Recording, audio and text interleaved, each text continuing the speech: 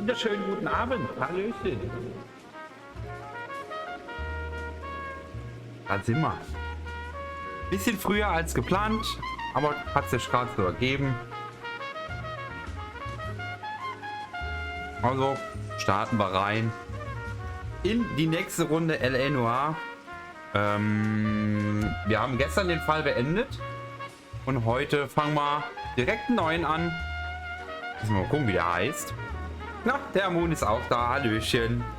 Na, du Wochenendler? Ja, kommt der Mittwochs einfach dahin und sagt, er hat Wochenende. Die Sau. So, komm, wir gehen direkt in Game, denke ich. Ah, du Genießer. Wie kannst du eigentlich jetzt schon wieder Wochenende haben? Sehr, sehr geil. Ja, freut mich. Ich hätte auch gern Wochenende. Bei mir ist das aber leider nicht drin. Ich muss noch 2 Tage arbeiten. Sehr sad. So, ich denke, wir gehen direkt rein. Nächster Fall, ja. Jeder kann miträtseln, sofern er es noch nicht kennt oder vergessen hat. Am Mutter gesagt, nö, ich mach Donnerstag und Freitag frei. Ja, das muss ich auch mal machen. Mal gucken, wie die dann reagieren. Amu, du kennst das Spiel? So. Gucken wir mal gerade. Verkehrsdezernatzimmer, das gefallene Idol. Das ist unser nächster großer Auftrag. Gehen wir rein.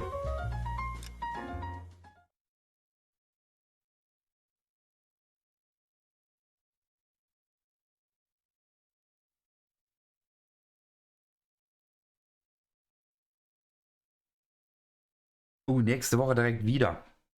Du Glückspilz.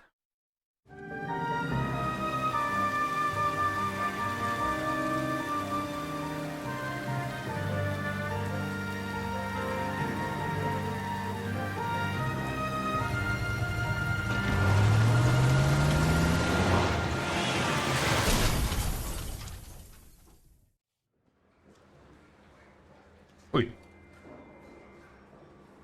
Phelps, Bukowski, you have a new case. 2 women, possible drink drive. How was that a case? The broad says she was doped and that somebody tried to kill her. Where did this take place? That's the bit you're gonna love. Right across the street. What? A Chevy Styline took a nosedive off the escarpment, fetched up underneath a Cola King billboard. Up to it, boys. We got bad guys to catch. Okli-dokli. Direkt gegenüber vom Polizeipräsidium. Also fast. Haben wir den ersten Fall heute. Dann kommen wir wieder ins Bild.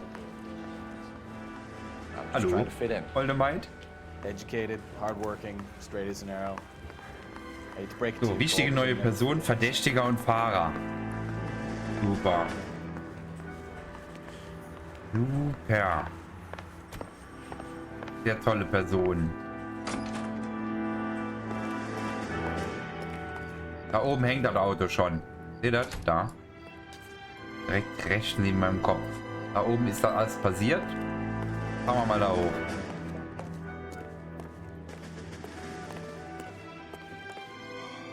Stunden-Dienst. Gut. Also du arbeitest das voraus und dann kannst du ein bisschen frei machen, ja. Ups. Sorry. War erstmal alles rum.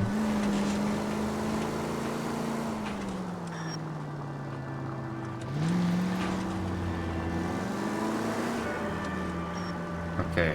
Ich glaube, hier rein. Er winkt schon so.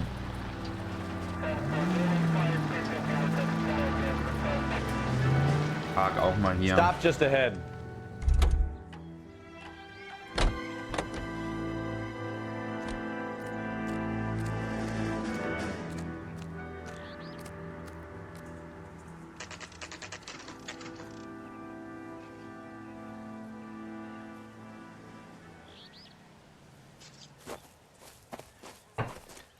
Her face looks familiar.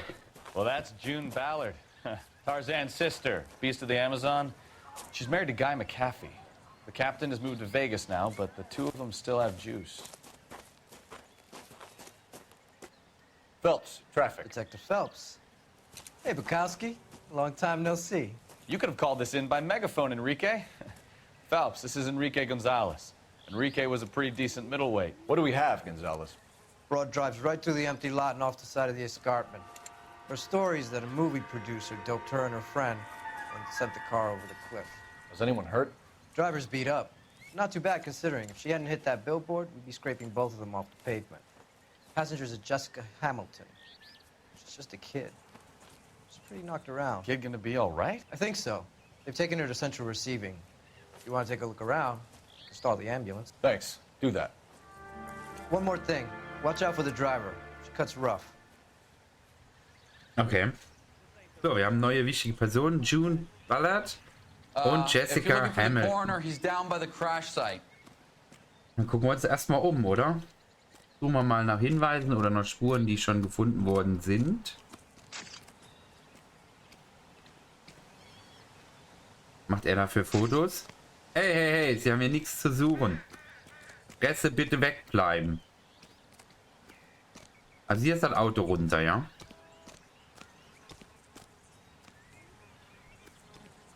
Kommen wir da runter? An der Seite da irgendwie kommen wir da runter.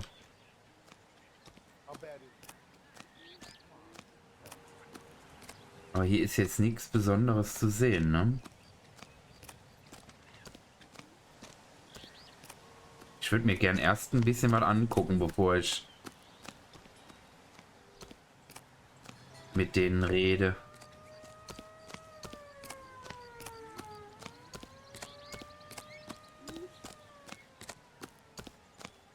Mrs. McAfee, Nein. we would like to ask you a few questions, if that's Super. okay.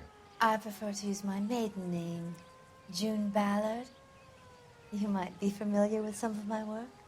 Can you tell us what happened here? You're kind of cute for a cop. Maybe a bit on the serious side. What about me, June? I'm a big fan of You? Beast of... I don't like. Keep out of this. Wie?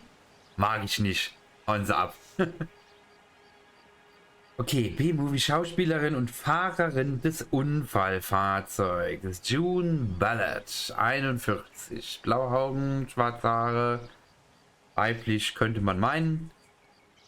Angeblicher Drogeneinfluss. Schauen wir mal. We understand that you're still suffering from the effects of the accident, Mrs. McAfee. The officer says that you claimed that you were drugged. Who did this to you? That rat slipped us a Mickey Finn. It's no wonder I feel so dopey. I can't Die hat die Harry Potter Narbe auf der Stirn, oder? Das ist doch ein Easter Egg, oder?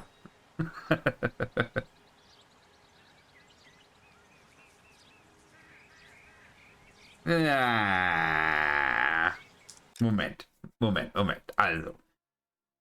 Sie müssen immer noch an den Folgen des Unfalls leiden. Dem Officer zufolge sagten sie, dass sie unter Drogen standen. Sie kann sich nicht erinnern. Und so wie sie guckt, glaube ich ihr das nicht. So, wir machen wie gestern und beim letzten Mal, wenn ihr mitmachen wollt und euch für eine Sache entscheiden wollt, 1, 2 oder 3 habt ihr hier oben, Wahrheit, Anzweifel, Lüge. Bei einer Lüge brauchen wir allerdings einen Beweis und den müssen wir halt vorher schon gefunden haben. Und wenn ihr nichts von den 3 wählen wollt, dann können wir auch noch I wählen für Intuition. Dann können wir einen Joker einsetzen. Gerne mit Rätseln mit ran. Aber ich denke, es ist hier Anzweifeln. Ne? Sie versucht hier ein bisschen schöne Augen zu machen. Aha, süßes Mädchen, ja. Aber eigentlich weiß sie mehr. Ich denke 2. It's a serious offense to withhold information from the police during a criminal investigation, madam. I told you to call me June. You're making me feel like an old lady. And don't bother your handsome head about this. My husband will settle the score with Mark Bishop. Okay. You mentioned a Mark Bishop. You think he might have had something to do with this? He is a movie producer. As for his involvement, you just leave it to me and my husband to worry about.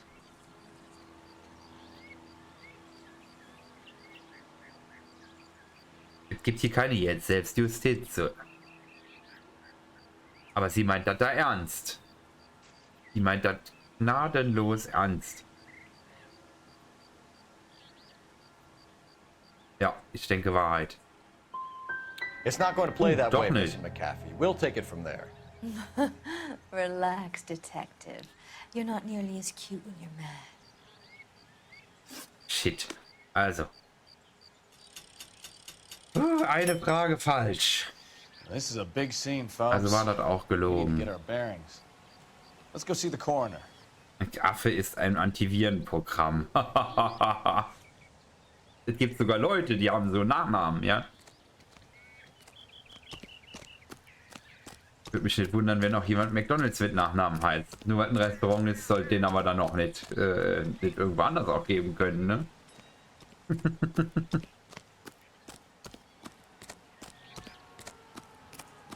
Hat ihm aber hier nicht viel geholfen, wenn er ein Antivirenprogramm ist. You'll want to see this, Phelps. There, laid out on the trunk. And that isn't even the best part. Okay, wir gucken uns mal die Karre an. Das schöne Auto. Oh, das schöne Autochen. Der hat in meiner Garage auch gut ausgesehen. Warum ist da ein Höschen? Warum ist da ein Höschen? Gucken wir uns das Höschen mal genauer an. They've been torn off. Where did you find them? They were stuffed in the young lady's handbag. Ein zerrissenes I'll run a trace Höschen. for semen when I get back to the lab. Da kann man mit dem Höschen hier rumspielen. Ein zerrissenes Höschen. Matti, schönen guten Abend. Kommst gerade richtig zum Höschen-Dance. Dann gucken wir mal noch in die Tasche. Oh, ein Brief. Liebe Jessie, bitte, bitte, Schatz, komm nach Hause. Du brauchst dir keine Sorgen machen wegen Vater. Es ist alles vergeben. Es ist temperamentvoll und er kann stolz sein, aber du bist immer noch sein kleines Mädchen. Und er liebt dich. Ich weiß, dass er das, was er gesagt hat, nicht so gemeint hat. Sehe schon, Schlüppi-Contest. Du bist ein gutes, anständiges Mädchen und passt nicht nach Hollywood.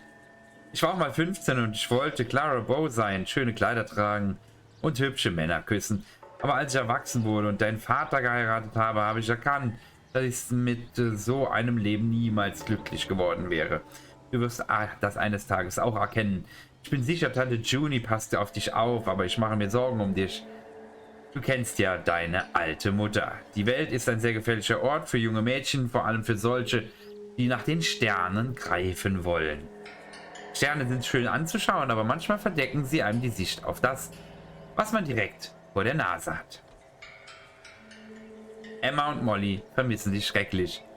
Emma wird so hübsch und die kleine Molly ist genauso süß, wie du in dem Alter warst. Sie brauchen eine große Schwester, die auf sie aufpasst. Liebe, liebe Jessie, bitte komm nach Hause. Ich habe Angst um dich. Ich werde das Gefühl nicht los, dass etwas Schreckliches passieren wird. Ich weine jede Nacht um dich. Deine dich liebende Mutter, Camille Hamilton. She's a long way from home.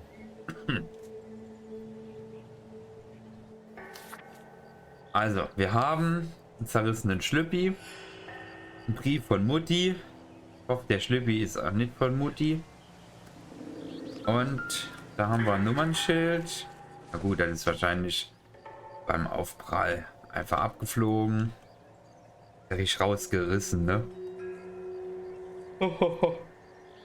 Damit können wir nicht viel anfangen. Gucken wir mal noch ins Auto rein. Okay, da ist jemand mit dem Kopf aufgeschlagen. Looks like they're lucky they weren't more badly injured. Must have been unconscious.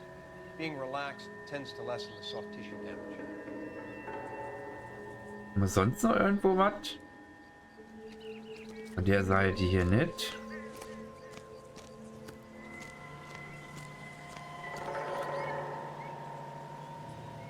Hier drin ist wohl nur der Blutfleck zu sehen.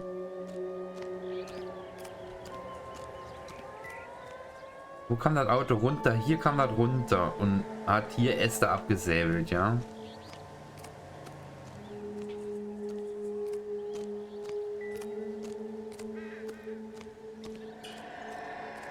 Also Tathergang. Die wurden oben ins Auto gesetzt. Vorher wurden sie irgendwie betäubt und ins Auto gesetzt. Dann wurde das Auto hier runter angeschubst und dann sind hier runtergekracht. There it is. Und Gott sei Dank von dem Schild hier aufgehalten worden, sonst wären sie wahrscheinlich jetzt Matschi. Aber warum, weshalb, wieso und von wem? Das wissen wir noch nicht. Drunk driver? Maybe not. How so? Well, a head I found without a body piqued my interest. See what you think. Alas, poor Yorick. I knew him, Horatio. Is it real? No. I think it's supposed to be a replica of an Indian shrunken head. It's some kind of curio or movie prop. See the casting marks?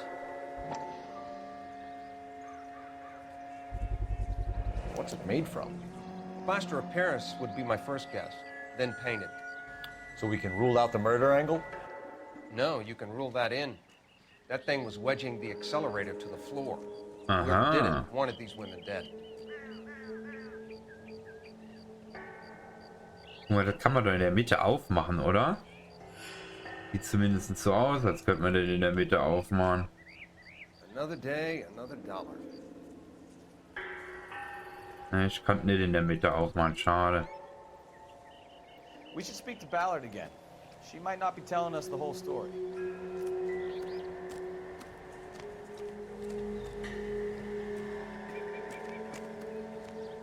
Ich habe sonst nichts anderes hier unten gesehen jetzt an Hinweisen. Gehen wir mal oben hin. Vielleicht kann die Tante uns dann noch ein bisschen mehr erzählen.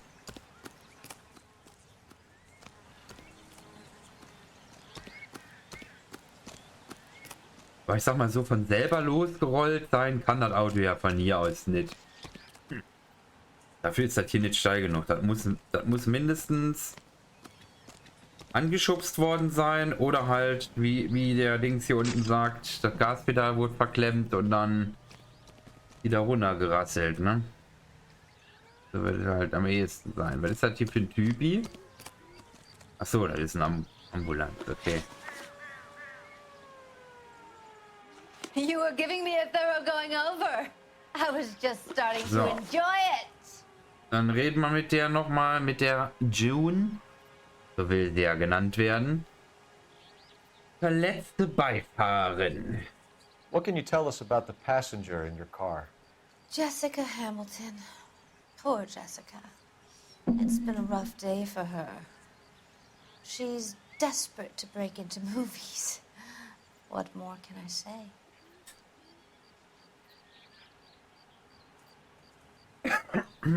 Das sieht schon so nach Lüge aus. Die guckt schon so, oder?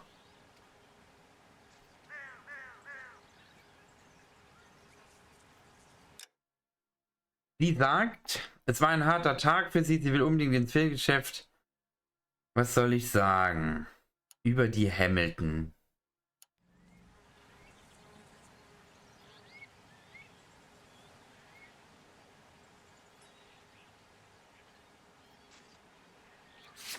Beweise haben wir. Brief der Mutter. Aber das würde als Lüge ja den Beweis erst geben, dass er nicht lügt. Weil der Brief sagt, sie soll nach Hause zurückkommen. Weil die Tochter ja eigentlich genau das Gegenteil will. Das sagt sie hier ja auch.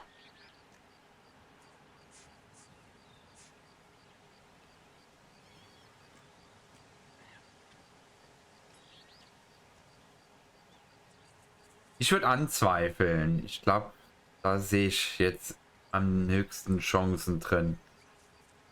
Ich denke, anzweifeln ist hier der richtige Weg. Verdammt. How old is Jessica, War Mrs. falsch. Ballard? I couldn't say how old Jessica is. Old enough, sweetheart, as the saying goes. Künstlicher Schrumpfkopf. Eieiei. Wie soll man das denn alles We richtig found a raten? shrunken head. It was used to tamper with your car. You see, I normally don't drive off cliffs. The last thing I remember is getting behind the wheel.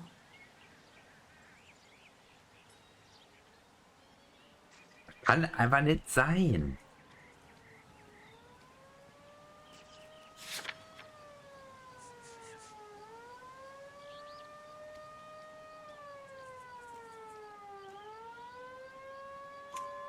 It's obviously some kind of movie prop. You must know where it came from. In case you hadn't noticed, I am the talent. Ja. And the talent doesn't deal with props or sets or any of that kind of stuff. Why don't you ask Mark Bishop which prop house he uses? Mrs. McAfee, I think it would be in everyone's best interest if you accompanied Patrolman Gonzalez back to the receiving hospital. I'm going to be okay.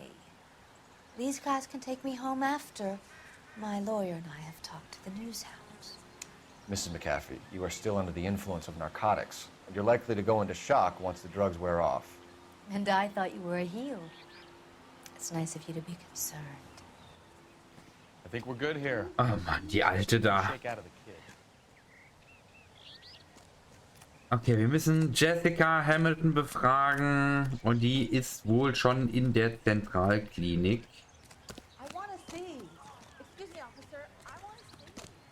Nee, da ist nichts zu sehen. Gehen Sie bitte weiter. Die gibt's nicht zu sehen. You can drive.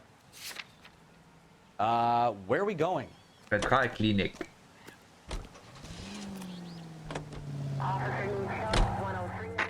KGPL to car 11K, 11 King.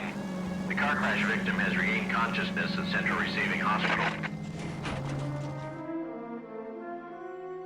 Wie ist der denn gefahren? Hat er den Führerschein gerade im Lotto gewonnen? Hat er auch mitten auf der Straße einfach rückwärts? Voll random.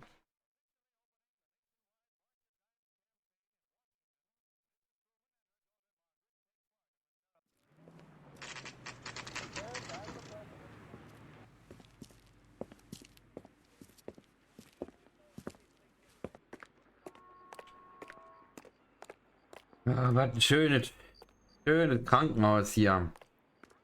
Da würde ich mich direkt wohlfühlen bei der tollen Atmosphäre. Hello, Detective Phelps, here to interview Jessica Gitterstäbe da Hamilton. drin verteilt. Super. Jessica Hamilton. Oh, yes. She's in the room, right behind you, Detective. Die schöne Hütchen auf. So war das früher, ne? Gott, Feeling better since this morning, was Jessica? ein hässliches Zimmer. Das sieht aus, als wäre... Furchtbar. Okay, das ist diese Jessica Hamilton. Warte mal, wir gucken jetzt erstmal hier.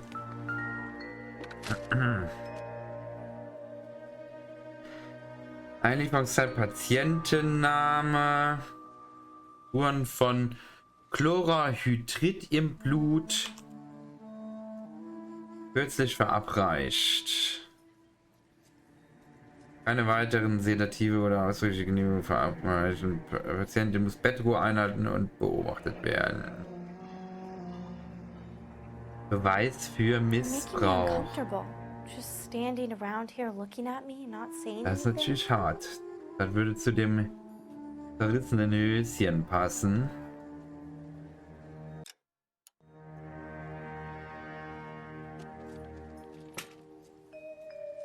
Betäubt und... Hello, Jessica. My name is Cole Phelps. I'm a policeman. I'd like to talk to you about your accident, if that's okay. Okay.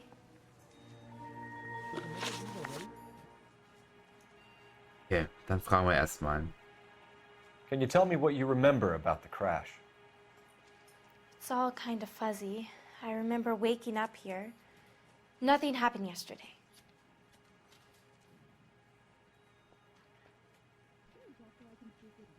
Das ist gelogen, das da.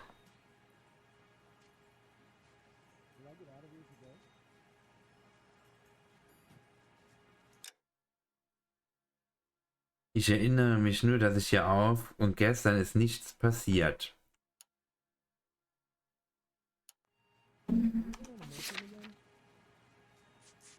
Unterwäsche.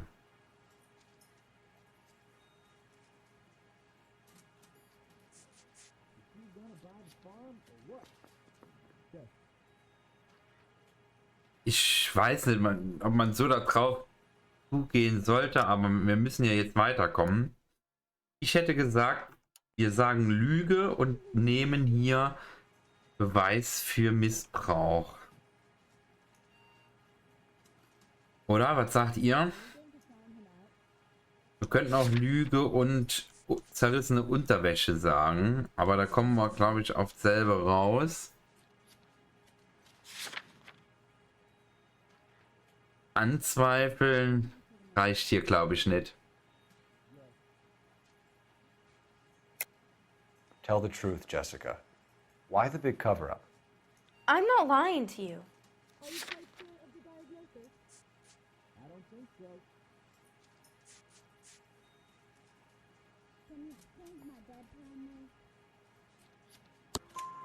We found your underwear in your Richtig. handbag, Jessica. You need to tell us what happened. The doctor told me what happened. I didn't want that. I just wanted to be a star, to be in movies. I told Junie what happened, and she told me to toughen up. That was the price of stardom. Did she now, cold-hearted bitch? It's not Junie's fault. It's not my first time. I had a boyfriend back home, but my father found out about him. Even if you consented, Jessica, you're still underage. Wollte gerade sagen, die ist ein bisschen jung, oder? Auch wenn sie vielleicht das schon zu Hause gemacht hat. Ihrem Freund oder was weiß ich, aber die ist 15. Hallo? We need to get in touch with your parents, Jessica, to tell them what has happened. Oh, you don't need to worry them. They sent me along to stay with Aunt June. They trust her to take care of me.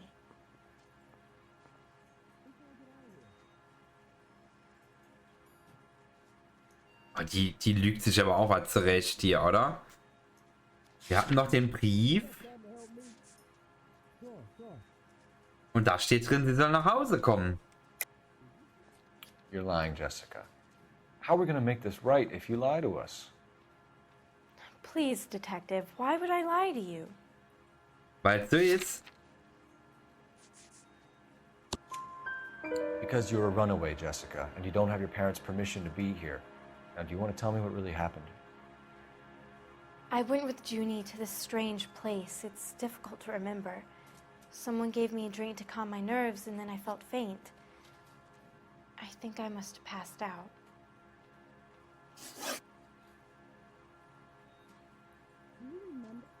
How did you meet Mr. Bishop? Well, Junie is a big movie star.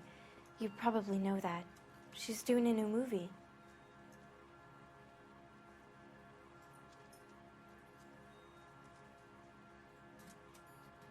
Ja, und Moment. Was soll da dran jetzt? Wahrheit oder Lüge? Was bringt mir das? Ob das Wahrheit oder Lüge ist? Wie hast du Mr. Bishop getroffen? Junie ist ein berühmter Filmstar. Das wissen Sie wahrscheinlich. Sie macht einen neuen Film. Das ist absolut nicht die Antwort auf die Frage, die wir gestellt haben. Und jetzt soll ich auch noch sagen, ob sie lügt. Hä? Haben wir irgendwelche Beweise, wie sie Mr. Bishop getroffen hat?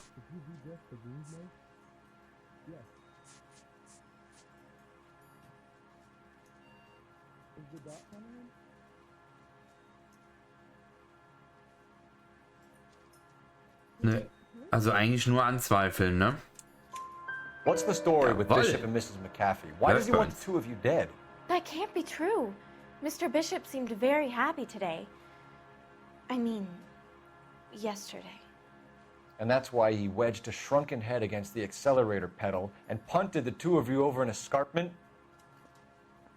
I overheard Junie speaking to him on the phone a couple of times. Screaming, really. She can be very hard sometimes, Junie. But they seemed okay yesterday, like they worked it out. Are you going to sign him out? No. I know what happened to you, Jessica. Where exactly did it take place? Please, it's scary. It's really difficult to think of anything. Oh Mädchen, macht einem doch nicht so schwer. Ich weiß, es ist nicht einfach, aber wir müssen es wissen. Wir haben aber keinen Anhaltspunkt. Keinen Anhaltspunkt, wo es passiert ist. Wir wissen nur, dass es passiert ist.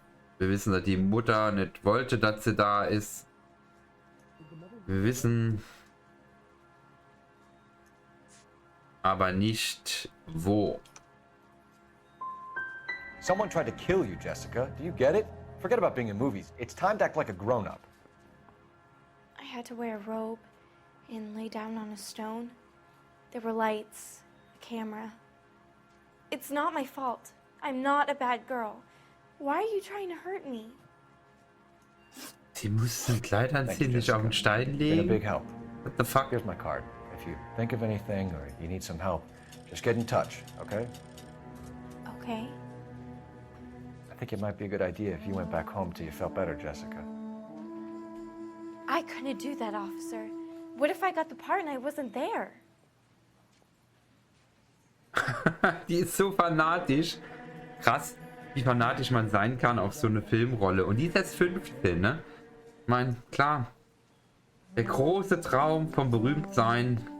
It's the tale of this town, Cole. Lambs that go willingly to slaughter. Und dann schon sowas Who the hell is passiert, ne? that? Must be her lawyer. He certainly expedited her release. I don't like it, Cole. Why is she in such a hurry? We should follow her.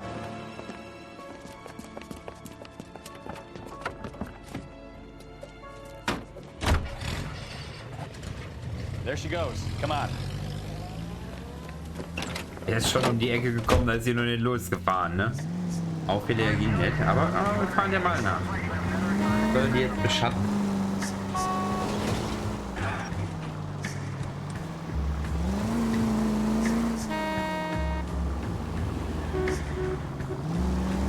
Ballard is definitely up to something.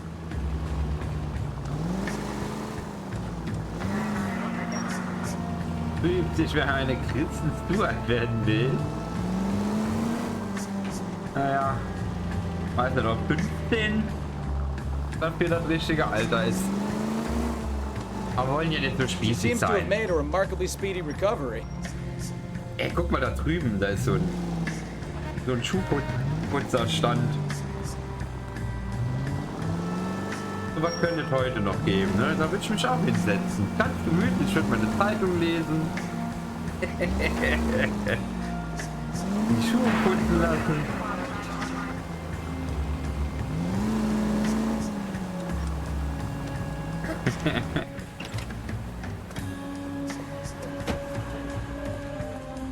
Ah, das waren noch Zeiten. Get in there and see what she's up to.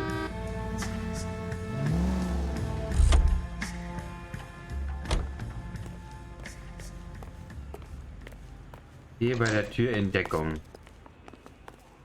That's one heck of a Sunday.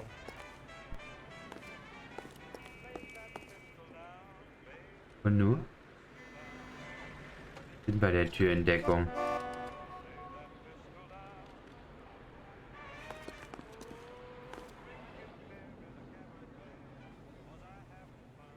Ja, was soll ich jetzt machen? Bin noch in Deckung.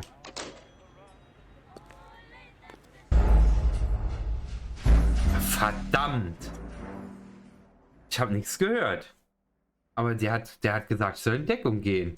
Was habe ich falsch gemacht? Müssen wir jetzt nochmal... Ah ne, okay. Die macht ein Telefonat da drin, das habe ich gesehen. Aber muss ich jetzt reingehen dafür? Die Tür ist ja offen. Get in there and see what she's up to. Geh bei der Tür in Deckung. Achso, sie darf mich nicht sehen, bevor sie an das Telefon geht, denke ich.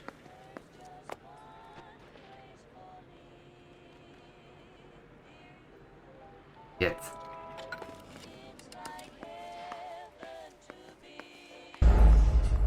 Wie ist sie? Von innen hinter. Ich muss direkt irgendwo sitzen, wahrscheinlich danach. Wir gehen ans Telefon und wir setzen uns gemütlich irgendwo hin. Ich habe jetzt gedacht, ich müsste mich irgendwie so mit dem Rücken zu ihr stellen und nur zuhören oder so. Aber das sagst mir nichts.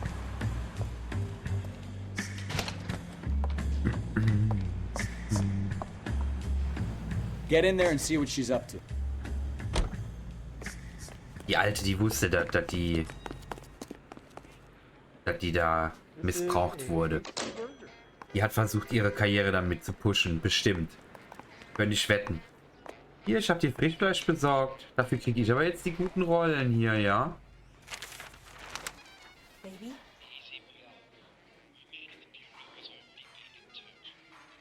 No! I don't want him taught a lesson. You know what I want. Oh, hallo. Hallo. Well, then make someone else do it!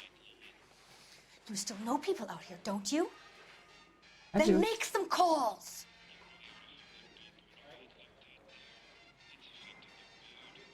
I'm gonna be very clear about this. You get this done, or I'm...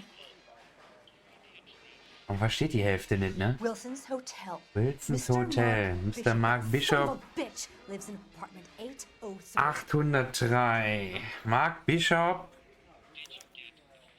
Im Apartment 803. Lecker? Ja, dann nicht. Und sie ist weg.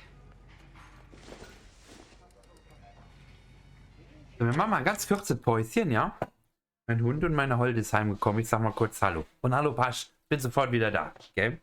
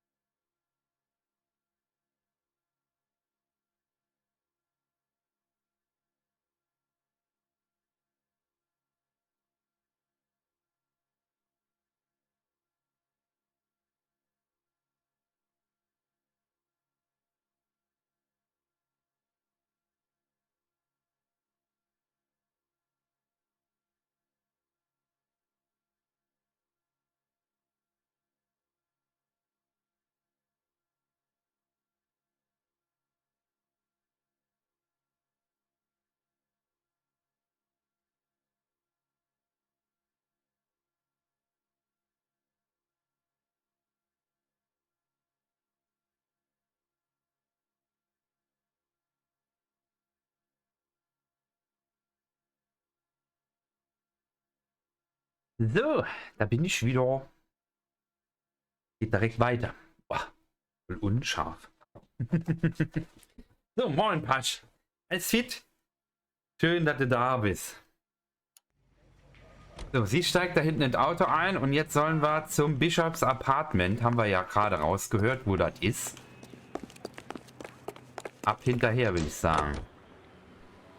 So what's the story? I'm guessing she didn't stop for light refreshments. She made a call. Sounds like Mark Bishop has a heap of trouble headed his way. I've got an address. Wilson's Hotel, apartment 803. Oh shit, you better step on it. If he's got any sense, Ja, die he'll be fahren as auch far away dahin. from home as possible.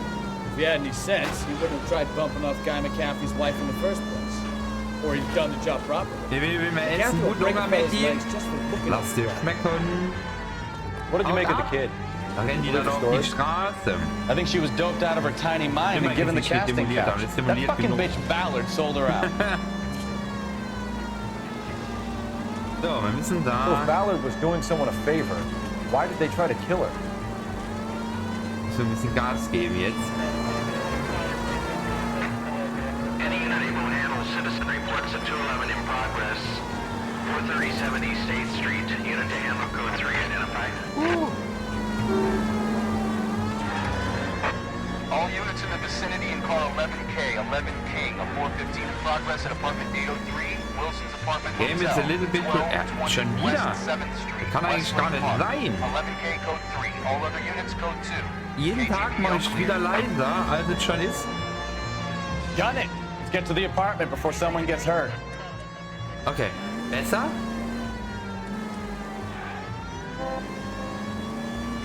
Aber dann hört man bald gar nicht mehr.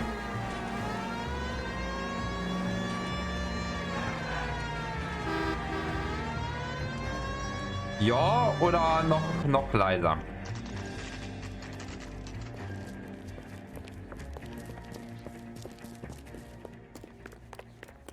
Oh, jetzt müssen wir uns aber hier beeilen. 803, ne?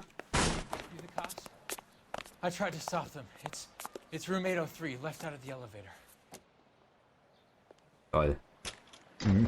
Wir fahren ganz gemütlich im Aufzug da hoch. Sounds like we're about to make it a hat trick of hysterical female witnesses. Alles klärchen. Dankeschön.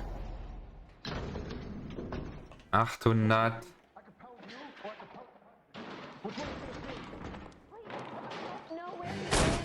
Give it up! LAPD! Bam. Autsch. So, die bekommen jetzt mal hier das Gesicht zertrümmert.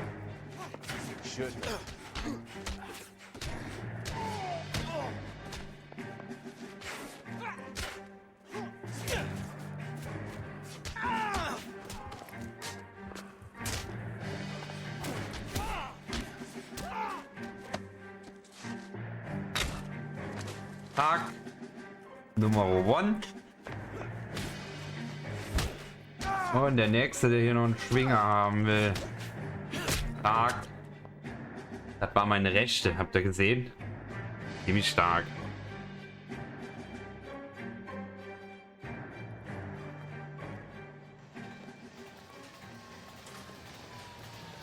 Blöde ist, wir haben immer noch keine Beweise.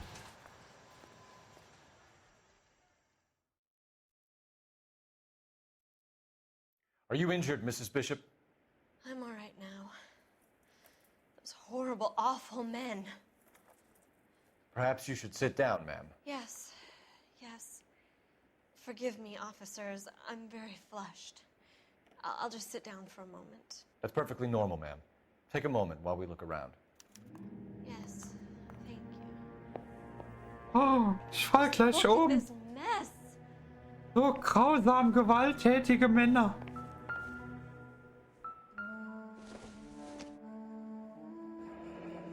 Looks like a mermaid in the background. Silver screen. Who are these men in the picture? My husband, Mark, and Marlon Hopgood.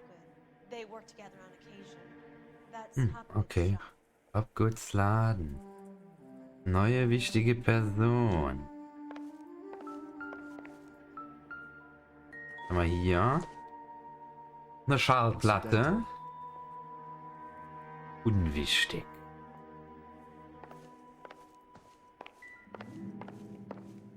Alter, Mann, haben die ja alles umgeworfen? What the fuck? Schöne Uhr hier. Das ist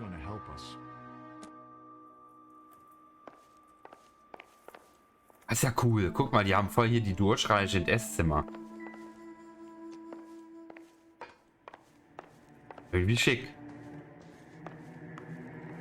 Oh, hier ist auch alles hinüber. Gute Essen. Oh, die Tasse wird wahrscheinlich was mit dem Fall zu tun haben. Oder nicht?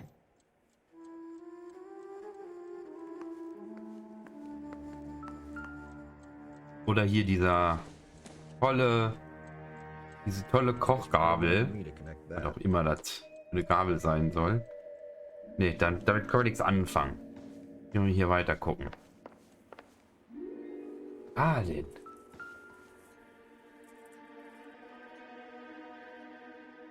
Intoleranz. Kampf der Liebe durch alle Zeiten von D.U. Griffin. Aus der Mauer von Babylon. Schick.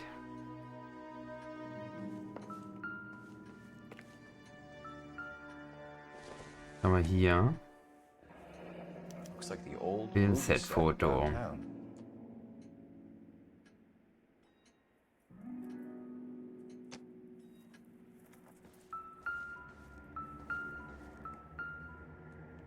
Und Knete. Wer will sie nicht? Die gute alte Knete. Halt sie, komm, nimm mit. Verdammt. Nix mehr.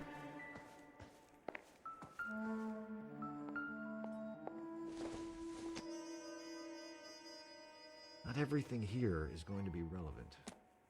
Aber das ist mir auch schon klar.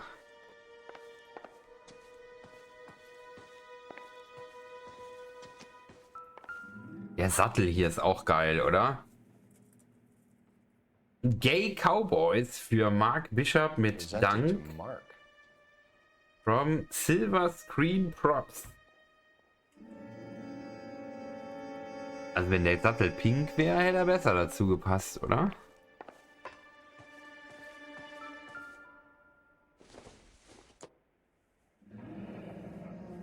Zahlen Sie gegen diesen Scheck den Betrag von $20.000 aus. What do you have to do to earn $20,000? Das ist ganz schön viel Knete.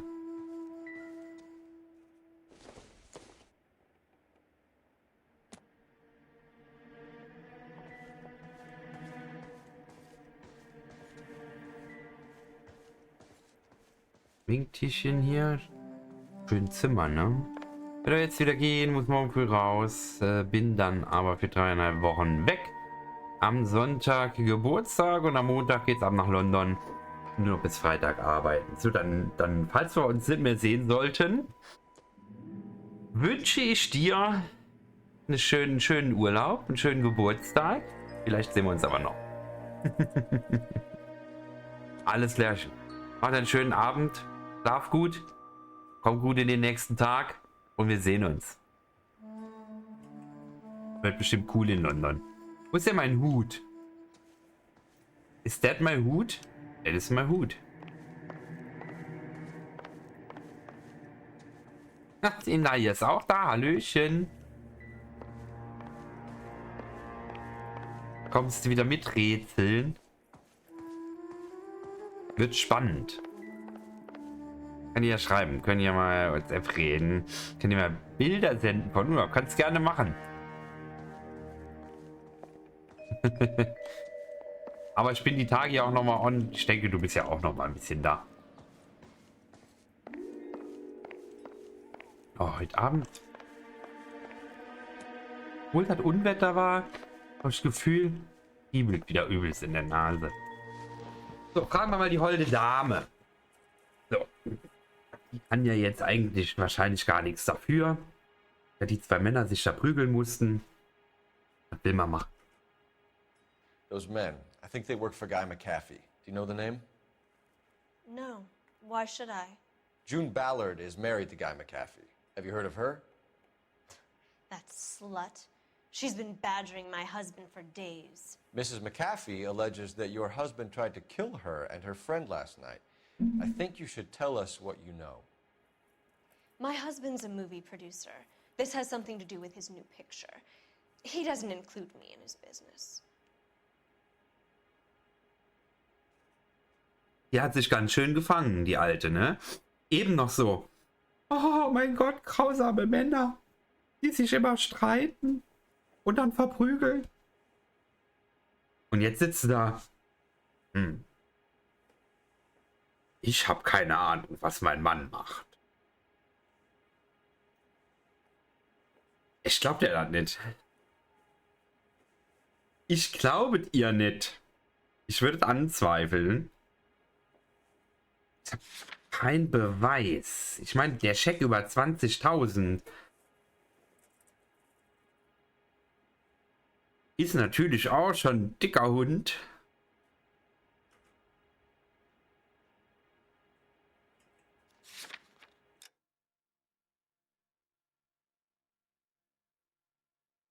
Den könnte sie ja gesehen haben.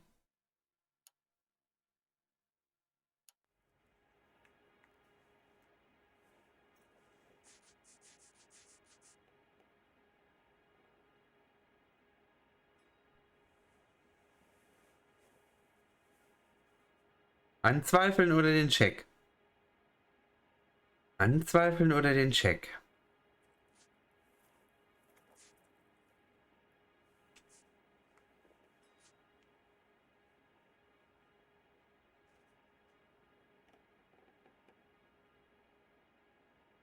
Alles klar, Pasch. Macht gut. Schönen Abend, gell?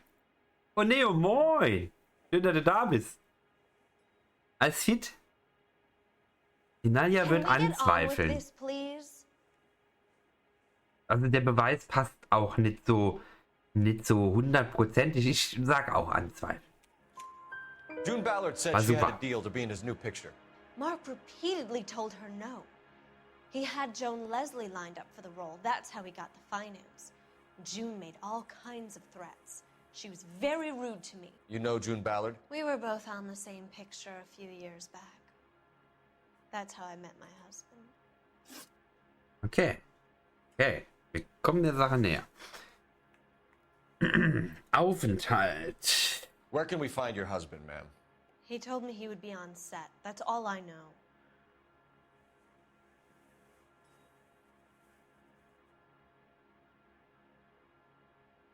Ich glaube, sie sagt die Wahrheit. Sie sagt die Wahrheit.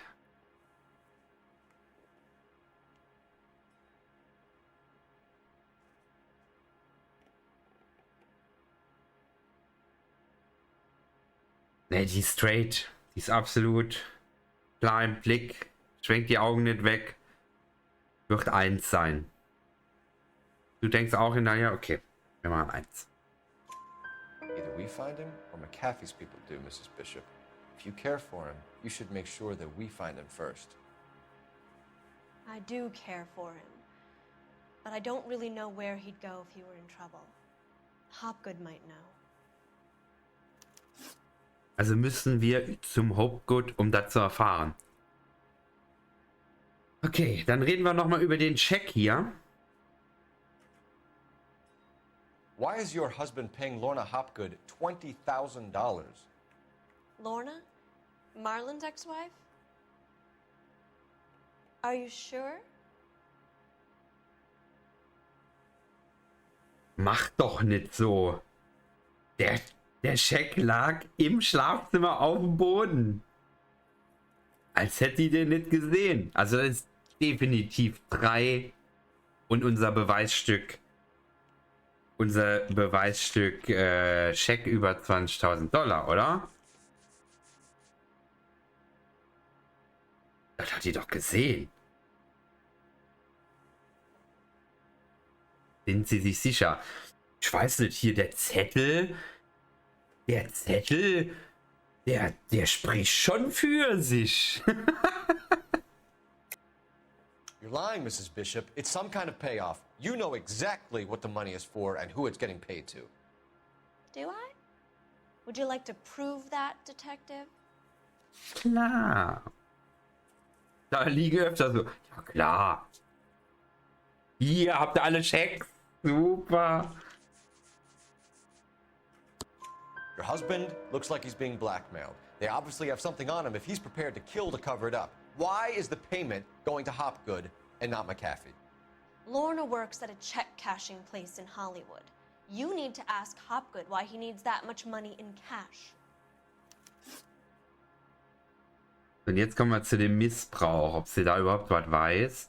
Da haben wir, glaube ich, auch keine Beweise, gell? Helpless woman here on her own and at the will of unscrupulous men? Your husband was at a casting yesterday with a young girl? Not that I know of. He told me he was looking at locations. The picture's been cast.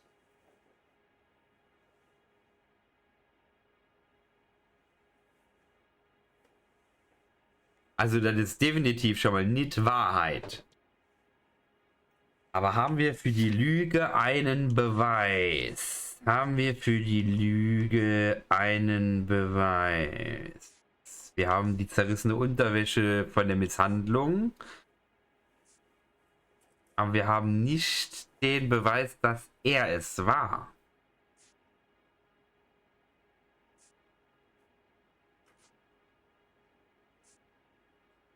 Ne, mit nix. Mit keinem Beweis. Also es muss theoretisch 2 sein. Muss 2 sein. Also sonst kommt nichts in Frage. Na, ihr sagt auch 2. Da sind wir uns ja einig. Jessica, Und remember war the richtig. mermaid. The mermaid on the front of the prop store. You better come clean with me. This is a sick town, Detective. Are you sure you really want to know? The truth is, my husband likes them young. Oh mein And Gott. you think that's okay? I was 16 when I first met him. I thought he was a genius, a magician with film. I was 20 before I realized he was just a B-movie hack. But he's nothing compared to some of the monsters at these big studios. My guess is, Ballard sacrificed her little friend. Ja, habe ich doch gesagt. Happens to a lot of girls. Your husband. Die alte, die andere alte hat die 15-Jährige den da zum Opfer dargebracht. He's a big boy, Detective, and so are you. This is Hollywood. There's always a deal to be done.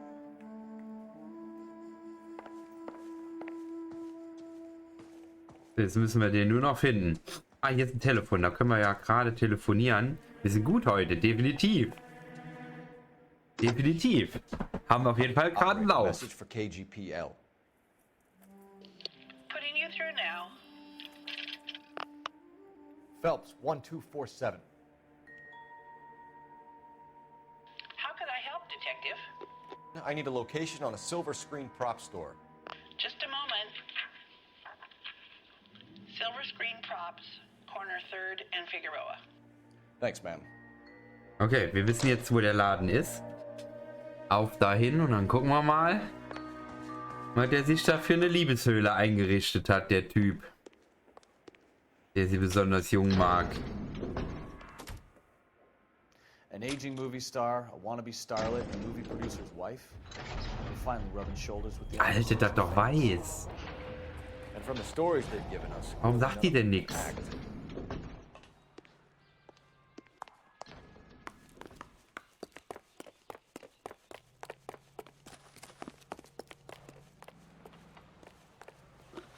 You know the way. You can drive.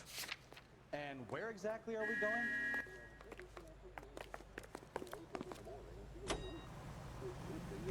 Mrs. Bishop knows more than she's letting on. She doesn't seem to realize how much trouble her husband is in. The LAPD are the least of their worries right now. You'd think she'd have gotten the hint after those hatchet men redecorated her apartment. Maybe she's just loyal. Or she's in on it. She didn't seem like your average giddy broad with nothing between the ears. Stimmt, sie würde Geld verlieren. Time for Bishop to put a couple of oceans. Andere Menschen, die vergewaltigt werden, sind egal. Out of 4 women lack sufficient iron. If Geld ist viel wichtiger. Ironie aus.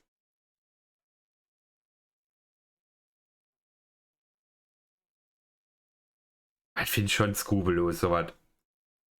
Kann sagen, wie das ist. Das ist halt, so wie du sagst, dann ist die halt nur auf ihren Vorteil bedacht, ne? Und alles, was um sie herum geschieht, ist egal. Hauptsache Knete und gutes Leben, ne? Und ab und zu mal selber ran müssen.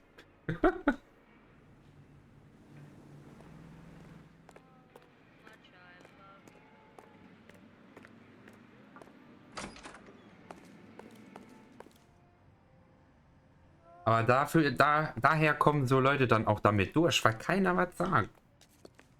Phelps and Bukowski, LAPD. We're investigating the attempted murder of June Ballard and Jessica Hamilton. Christ. I'm Marlon Hopgood. How can I help? You hold castings here? How'd you hear about that? I got a little soundstage out back. Lead the way. Lead the way, my Freund. Er will da rumgehen. Ich guck mal gerade hier lang. Okay.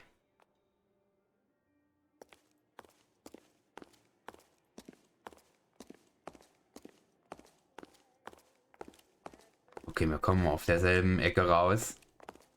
Egal.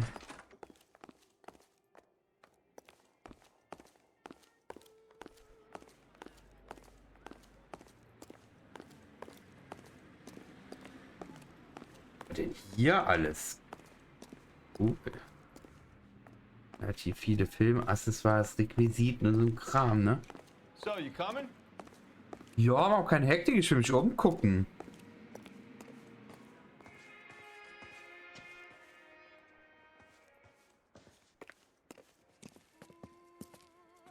Keep him here, Stefan. I'm gonna take a look around. What's this got to do with me? Don't try my patience, knucklehead. Aha. Aha, die Schrumpfköpfe, die kommen mir schon bekannt vor. Und hier ist dann das Superbett dafür, ja? Für den Akt nach dem Vorsprechen. Hier ist die Kamera. Wie hat das Mädchen gesagt? Sie musste sich auf einen Altar legen.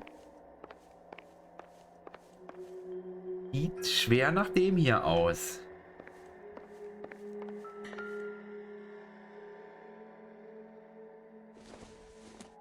Nur blöd, wenn man den gleichen Schrumpfkopf verwendet, um das Auto in Gang zu kriegen und Gaspedal zu verklemmen, ne? Natürlich schon selten dämlich.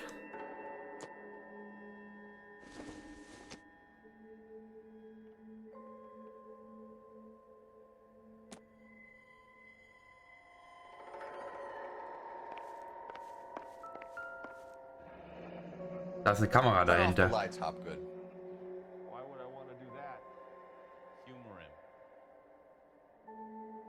One-way mirrors. There's a room on the other side. Da müssen wir rein, in den Raum. Der wird uns alles verraten, der Raum. Gucken aber noch gerade hier. Was sind das hier denn für Pillen?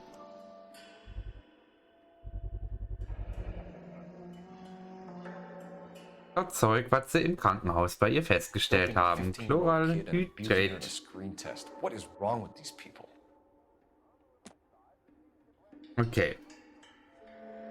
Also mehr Indizien kann man ja schon fast gar nicht auf einmal finden. Der hat aber auch nicht viel Mühe gemacht, das Zeug zu verstecken, oder?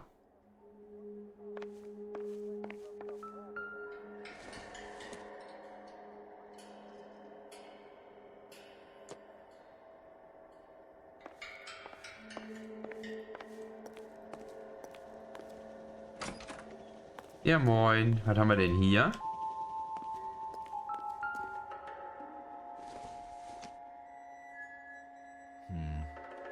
Don't think this is any use to us. Ich denke, hier liegt auch nichts, was wir brauchen. Hässliche, alte, ungewaschene Klamotten. Ah, was für eine ranzige Hinterzimmergeschichte hier. Eine Toilette, wo das Pipi noch drin steht. Ja, da hat schon jemand die letzten 6 Mal Pipi-Mann nicht abgezogen, so viel wie da drin steht. Und hier hinter. Dahinter.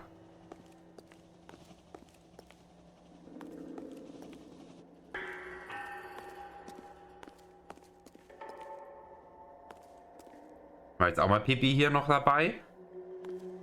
Aber hier hinter muss irgendwo...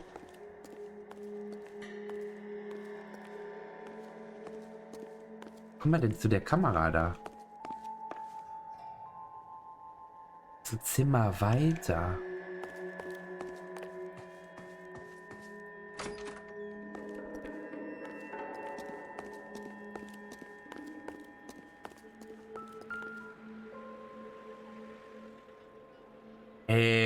Guckt mal, das ist voll das Fake-Bild.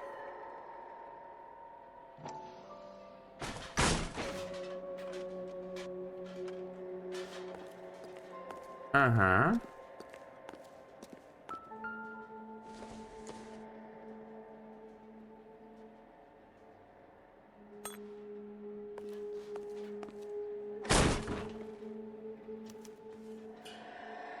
Geheimer Kameraraum. All seinen Vergewaltigungen auf Band.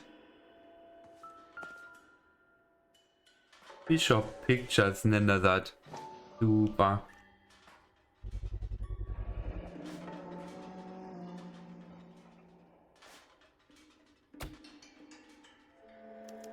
Neuer Jungle Drums, okay. 8th and Francisco. Attention, Mark Bishop.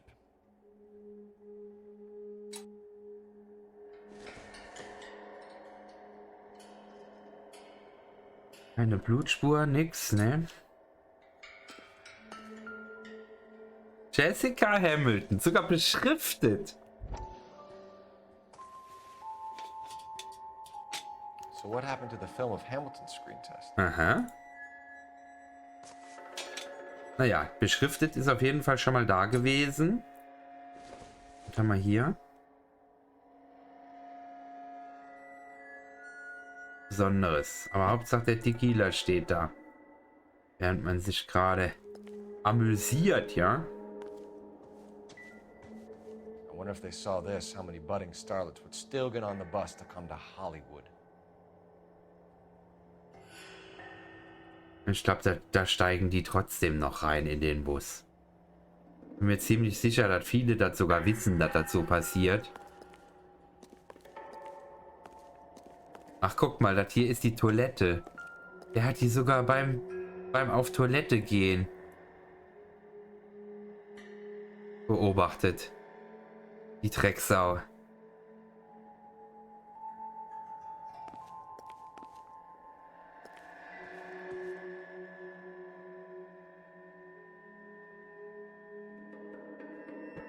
Ich muss mal gerade mein Licht hier mal ein bisschen nachbessern anscheinend. Oh.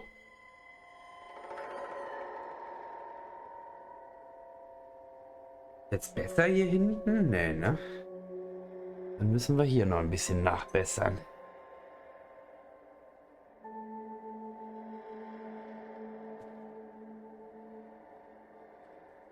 Noch ein Film in der Cam. Ich habe schon versucht, aber auf die Kamera geht er gar nicht ein. Komme ich nicht dran. Aber gute Idee. Ich weiß ja nicht, würdest du deine Freundin beim großen Geschäft zusehen? Ne, die filme ich dabei natürlich. Ja. Dass ich mir immer wieder ansehen kann. Ja, oder? Er macht halt nicht, ist doch normal.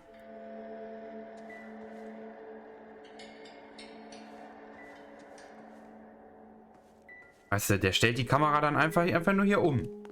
Und der das gleiche nur auf der anderen Seite. Super. Gehen wir den Perversen da mal fragen, was in dem seiner Birne vorgeht. Und hier tut er die ganze Scheiße dann... Ne, ist keine Entwicklung. Ich habe jetzt gedacht, er würde hier entwickeln. Ne, hier malt er. Seine grässlichen Schrumpfköpfe an. Ekelhaftes Schwein. Am liebsten direkt Flatsch. You ever do any work for Mark Bishop? Mainly do work for the studios. RKO, Republic, Warner Brothers. So yeah, when Bishop is doing work for a studio, yes. When did you last see him? Now I'm doing work for his next picture. Still pre-production though. Haven't seen him around here in a while. Das glaube ich ja auch vorne und hinten nicht, das da. Eine Weile nicht gesehen. Aber er guckt so, als würde er das wirklich ernst meinen, ne?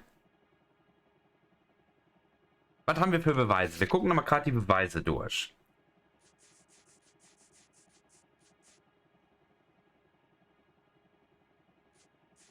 Bischofs Aufenthaltsort, Filmrolle. Vom Jungle Drums, Produzenten Mark Bishop. Kann also nicht so lange her sein.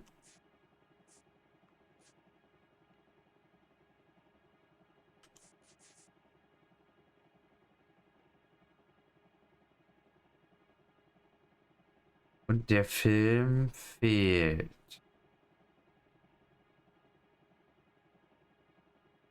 Kann das als Beweis dienen? Wahrscheinlich nicht. Eher anzweifeln, ne? Ich glaube, ich habe ein bisschen zu hell gemacht. Eins dunkler. Ich würde 2 sagen. Ich würde anzweifeln nehmen. Ich bin mir nicht sicher, ob einer dieser Beweise... Da passt keiner jetzt wirklich auf die Fragestellung. Wann haben Sie ihn zuletzt gesehen? Ich habe ihn schon eine Weile nicht mehr gesehen. Wir wissen, dass das nicht stimmt. Aber wir haben nichts als Beweis für die 3. Nee, 2 muss es sein. Es muss 2 sein. Kann eigentlich nicht anders sein. Nadia sagt auch 2. Oh, ich habe mich verdrückt. Ups. Das war mein Fail. Ich habe eigentlich gedacht, ich würde 2 drücken. Okay. Es wäre wahrscheinlich richtig gewesen. Wir werden es nicht erfahren. Ich kann es nicht rückgängig machen. Ganz toll. Oh, dir ist doch nie was passiert, gell? McAfee's men are looking for Bishop. We need to find him first. Any idea where he might have gone to ground? If he really tried to kill McAfee's wife, my advice to him would be to leave town.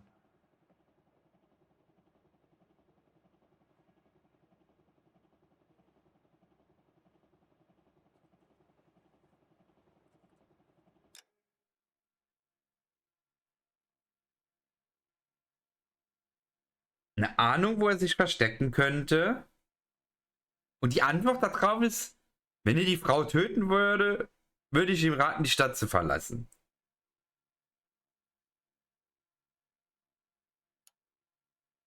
Das ist nicht die Antwort auf die Frage, die wir gestellt haben.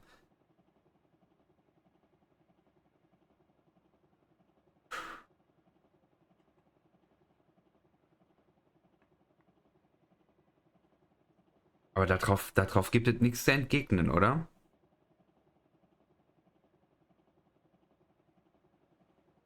Ich bin komplett überfragt. Er guckt so, als würde er die Wahrheit sagen. Gefühlt ist er ein richtiger Drecksack. Tatsächlich würde ich ihn nehmen.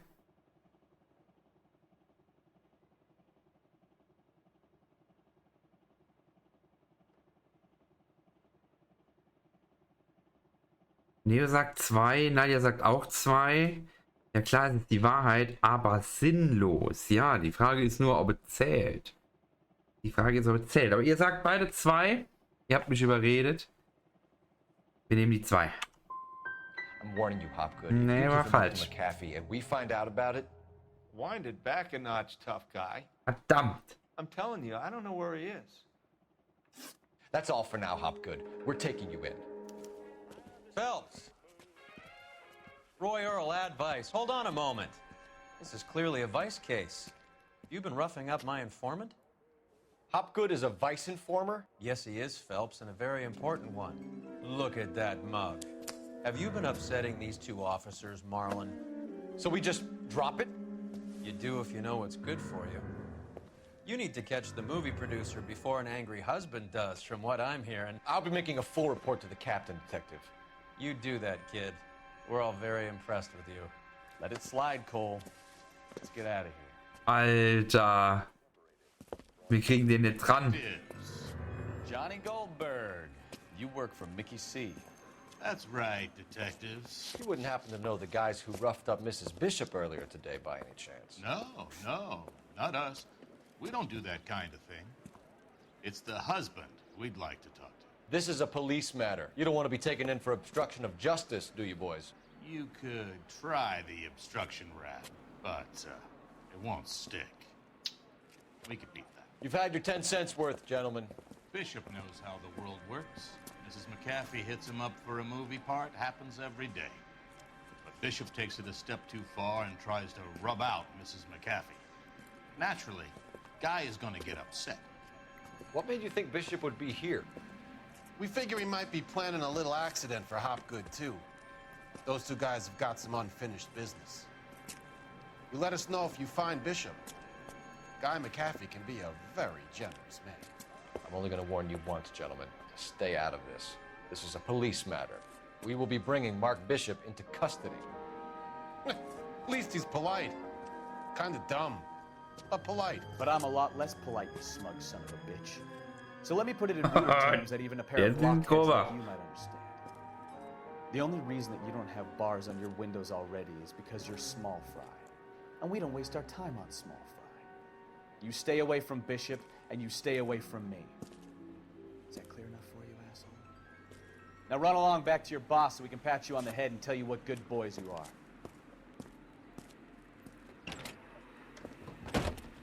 Der hat nur Klartext gesprochen, ne? Eindeutig. Alter! Das fanden die nicht so cool. Und die da auch nicht. Gangster überwältigen oder abhängen? Mama abhängen, oder?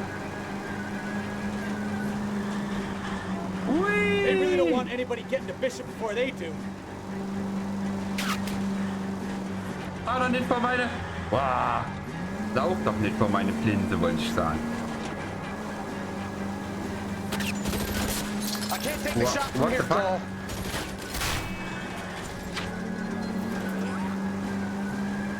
Okay, wir müssen die irgendwie abhängen. Wieso nicht?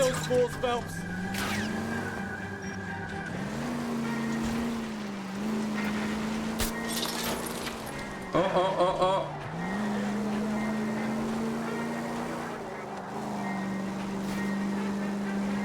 Könnte an jeder Stelle eine Sackgasse sein, ne? Ich weiß gar nicht, ob das überhaupt so da durchgeht, aber das ist die einzigste Möglichkeit, die abzuhängen.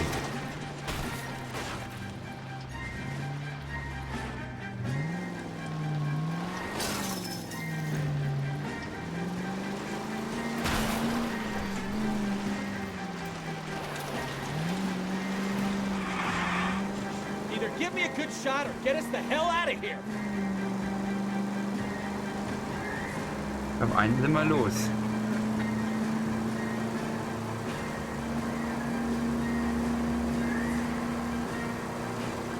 Ah, jetzt kommt er näher. Wow! Wow! Wow! Jesus, Bishop started a goddamn war. Ist der mit darunter?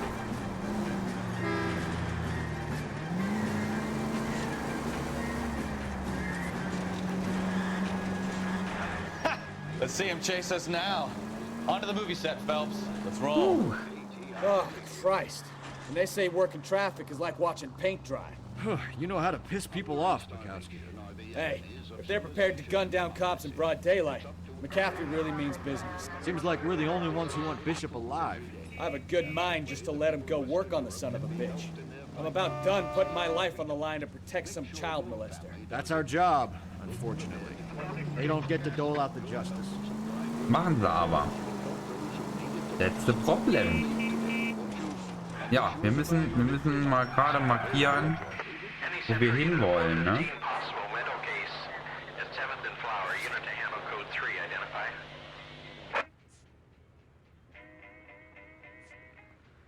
Geheimer Kameraraum, Visiten. Ja, da wollen wir hin.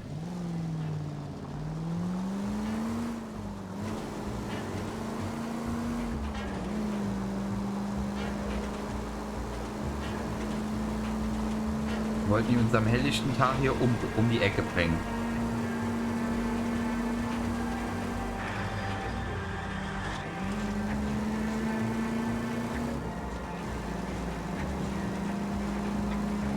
Der meint ja wirklich viel Einfluss zu haben, der Typ, oder?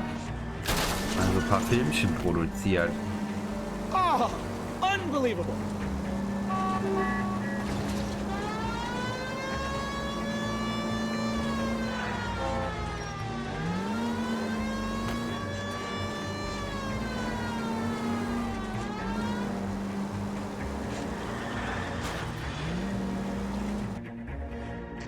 Da sind wir.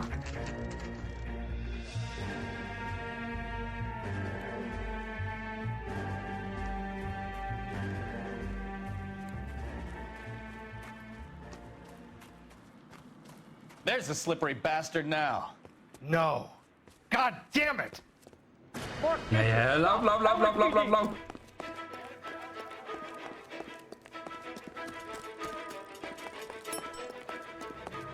Ist doch gerade da unten durch, oder? Läuft da. Ich krieg den Schlingel.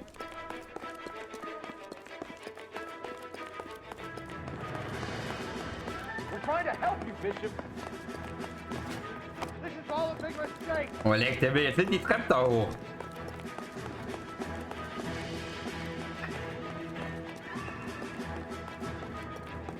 Komm, Gas, Gas, Gas.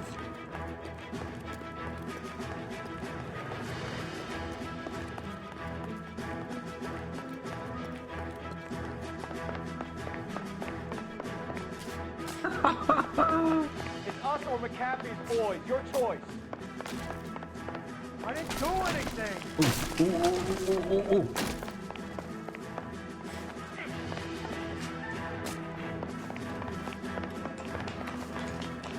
Get the hell out of here, you goddamn maniac.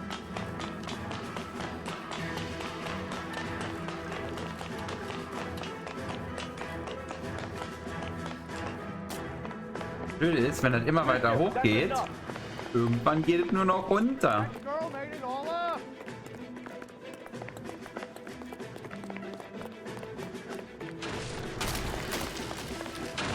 Nein! Ich bin tot. Er hat Springen nicht genommen, obwohl ich Springen gedrückt habe. Ich habe anscheinend zu spät Springen gedrückt.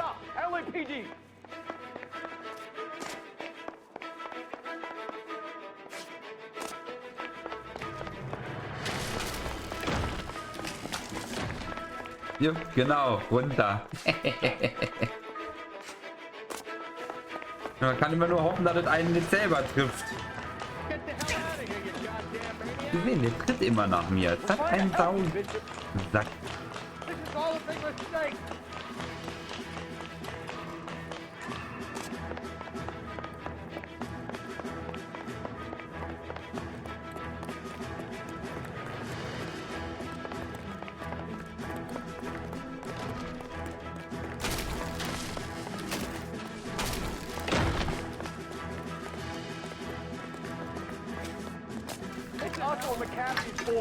Whoa! I didn't do anything.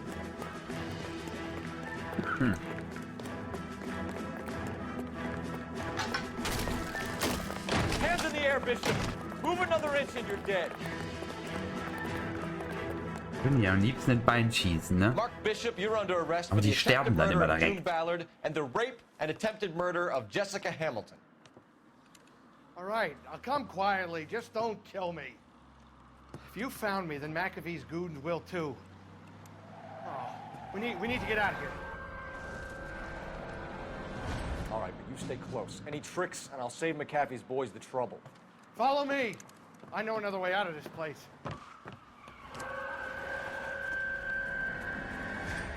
Der wird die Gelegenheit nutzen und abhauen. Ich weiß jetzt schon. Christ, Detective, they're trying to kill me! Last chance to back the hell down.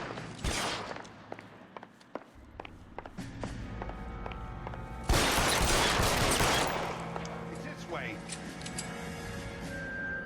Wo ist er? McAfee doesn't make the rules. You hear me? Wo ist er denn? Ist schon weg? Kill them for God's sake! I don't want to die! Oh, die Waffe, die würde ich gerne haben. Geil!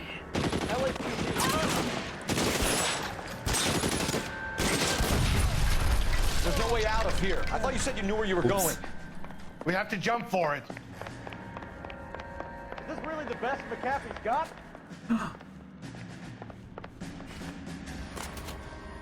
Wow. Come on, it's this way.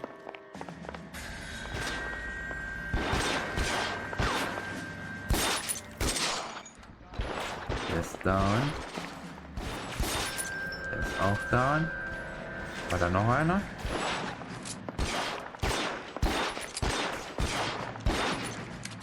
Wo ist er denn?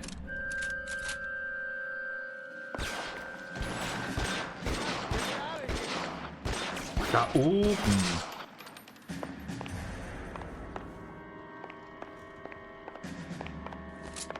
Und da eh hier oben einer raus, oder? How long do you think you can hold out?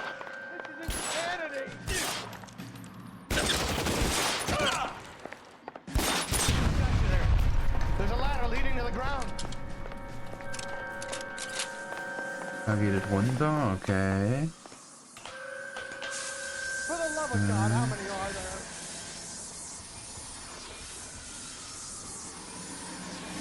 Jetzt hört Game eigentlich Neo? Ich hab schnell gefragt gehabt.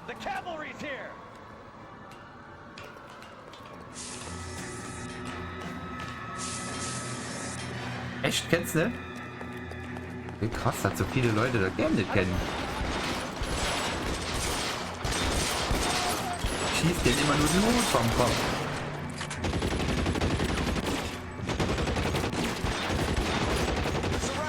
Warum geht der nicht an die Ecke? Ah, jetzt. Wo stehen die? Den. Ah, da sehe ich einen. Zack. Ein Mut weniger. Stay down.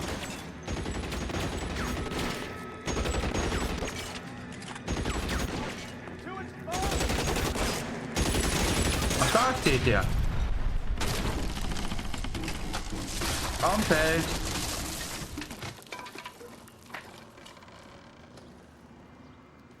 Follow me. We need to get him to the car. Der Typ. Der soll schön mitkommen.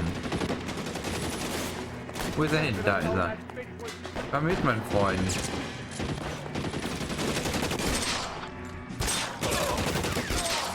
Find some cover.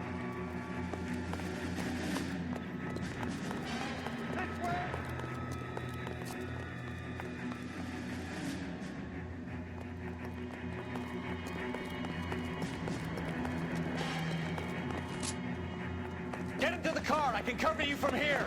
You're almost there.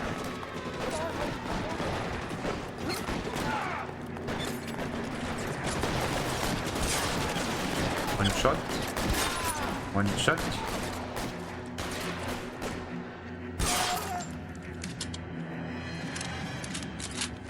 Easy. Now this is what I call a result. Mark Bishop, erstwhile film producer and all-around piece of shit, catches a fast ticket to Quentin for statch rape and attempted murder, so he gets to spend the next 15 years playing sissy instead of sticking it to little girls. That is justice with a capital J, Detective Phelps. You developed such a reputation, I'm not going to be able to hold on to you any longer. You're getting promoted. Go on, get your new assignment. Wir werden befördert. Verkehrsdezernat ist rum. Wo kommen wir hin?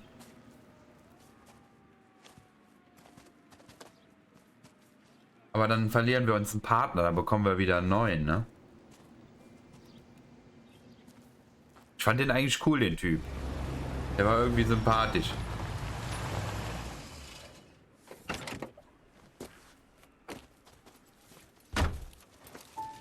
Phelps, Bukowski, this your work? Can I help you, detective? Sorry, Cap. Didn't see you there. Yeah, I'll bet you did. This is a traffic case. You need something? I'm here to buy a drink for the 2 LAPD traffic cops who broke the back of Guy McAfee's private army.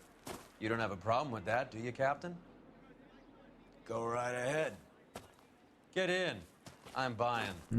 Ich will mit dem eigentlich keinen trinken gehen, das ist nur so ein Pisser, ne? Der hat gerade eben den anderen da durchgehen lassen. Naja. Manche Sachen müssen wir wohl durch. You'll like this place. A lot of movie people hang out here. You like jazz, Cole? The hopheads love it. Sure, I guess. Big bands and swing I can understand, but this bebop palaver? How are you supposed to dance to that? This is Phelps, Leroy. Be nice to him. You'll like this place. They treat you right. You like a table, Roy? What do you think we want to do? Stand at the bar like I'll chumps? get a table ready for you then. Don't look so happy to see me, Alphonse. I might get the wrong impression. Cole, this is Alphonse. He's a French Negro from Africa. Can you beat that? The Congo. A pleasure to meet you, Alphonse. Is Elsa singing tonight? Yes, she is. She has the next set. Come on, Cole. You can meet Elsa while they're fixing us a table. You'll like her. She's something else. Maybe another night, Roy. She's pretty beat up about it. Get your hands off me. Don't ever tell me what to do or what not to do, Alphonse. You got a nice club here. Don't spoil it. If you will follow me, detectives. Ob der zu jedem so scheiße ist? Oder nur zu ihm jetzt so? Weil die Zeit war ja so eigentlich, ne? We went through it all. Do you realize what he meant to me? Of course I do. You have no idea. You said it was construction work. It was an industrial accident, Elsa. How can I be held responsible? Elsa, are you going on? Louis, for God's sake, he was my best friend. The only man who ever loved me without putting his hands on me. Hi, Elsa. Here's someone I'd like you to meet. Cole Phelps, war hero and crime fighter extraordinaire. And why would I want to meet another fascist from the LAPD? Sorry about this, Cole. What an evening I'm having. First a Negro puts his hands on me, and then this. Who do you think you're talking to, you German junkie whore? Don't you ever forget your place with me again. Do you hear me? Evening, Doc. How's business? Sanguine. Ist der Typ aus der Zeitung, ne? I'm gonna have to give her something before her performance. Blow it off, Cole. These artsy-fartsy types always get a little flighty. Meet Dr. Harlan Fontaine, doctor to the stars. Mr. Fix-It to the mental wreckage of Hollywood. So what about that drink, boys?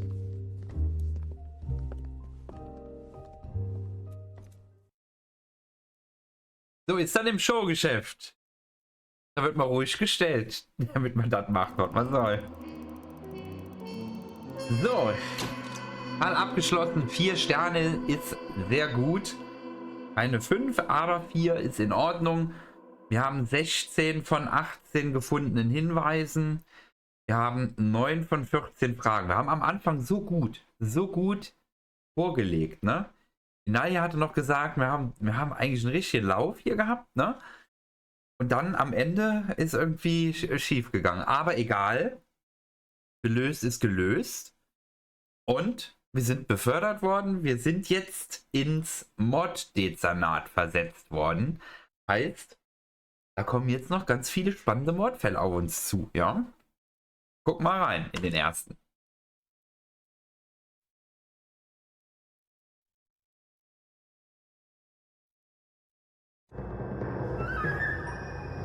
The Red Lipstick Murder.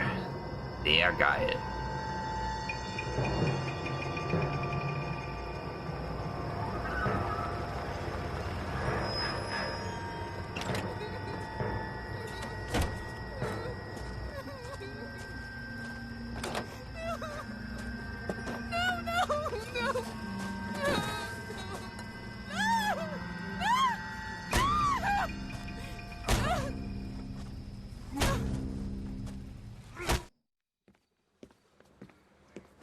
All right, gentlemen, take your seats.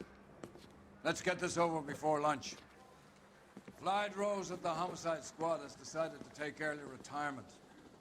We will all miss Floyd and the steely edge he brought to his police work. The department has arranged a wee drink at the Galway Arms to quench the mighty thirst a man gets from 25 years of police work. Floyd's departure leaves a place at the top table, and the chief has seen fit to promote Cole Phelps from burglary to the homicide desk. Stand up, Phelps. Take a chair.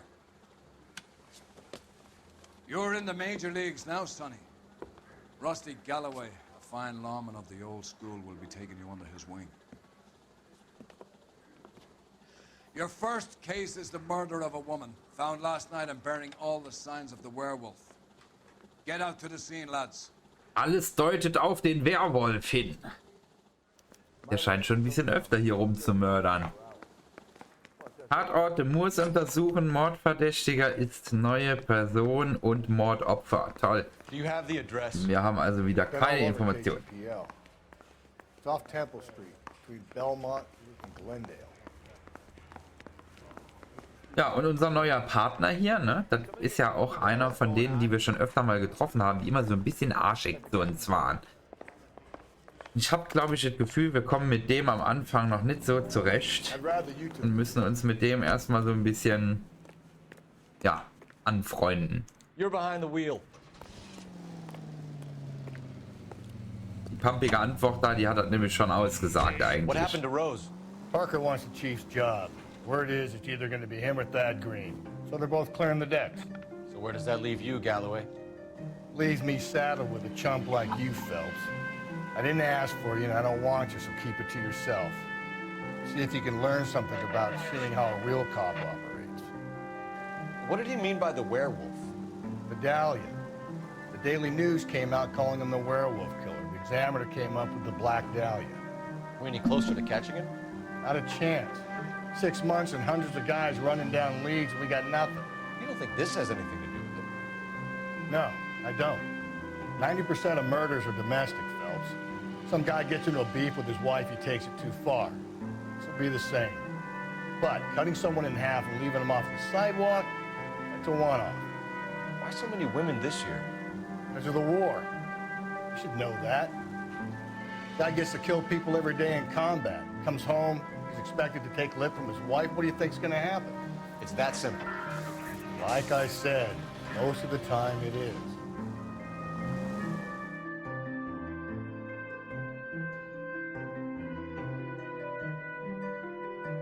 Da gibt es andere Männer, die denken sich das schon, wenn die nicht aus dem Krieg heimkommen, sondern nur von der Arbeit.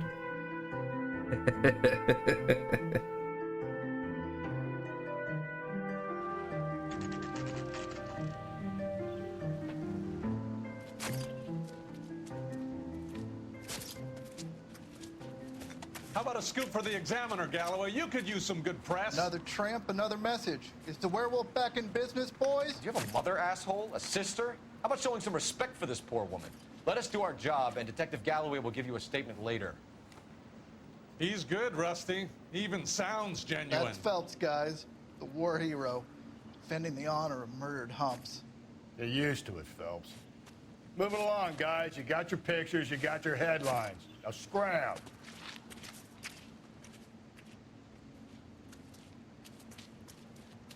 Oh Mann.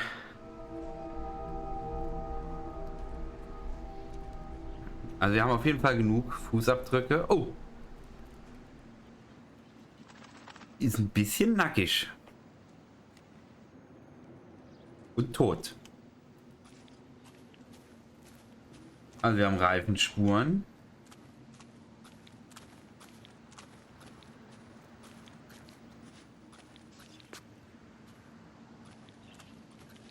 Patrolman, this your beat? Yes, sir. Well, part of it. Kids park here, they use it like a lover's lane. It's a working neighborhood. Some trouble, but nothing like this. It's known locally as the Moors. You were first on the scene? Yes, Detective. No one's disturbed the body? No, sir. We cleared out them vulture reporters so Pinker and the coroner could work. They're waiting to talk to you. Go house to house and see what you come up with. So, ich wollte mir eigentlich die Blutspuren da drüben angucken. Also guck mal. Die ist ja aus dem Auto rausgeworfen worden. Das Auto stand hier. Und so viel ich das in dem Video jetzt erkennen konnte, hat er die rausgezogen aus dem Auto, hat die verprügelt. Das heißt, an der Stelle hier muss das ja passiert sein. Jetzt ist aber die Frage, warum hat er sie noch darüber geschleift? Da hatte sie auch noch was an. Ja, macht Sinn. Wir haben auf jeden Fall einen Fußabdruck. Ein Viertel der Größe. Pinker lifted impressions for me to compare back at the lab. Okay, wir haben Fußabdrücke. Schuhgröße. Damit ja schon mal auf jeden Fall gesaved. Die Tasche mit hoher Wahrscheinlichkeit vom Opfer.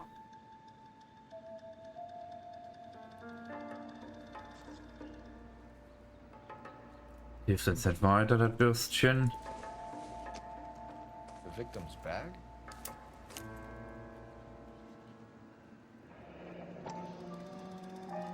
Ein roter Lippenstift. Looks brand new. Can't be the one used on the body.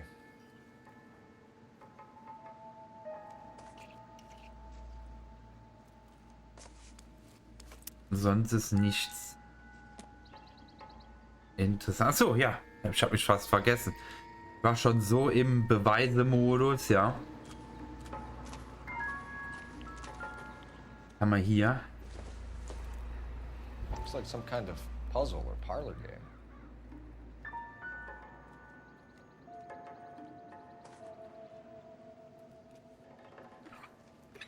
Hm.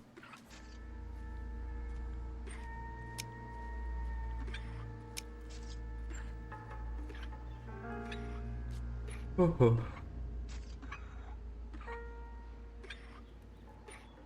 Oh. Jetzt bin ich irgendwie müde.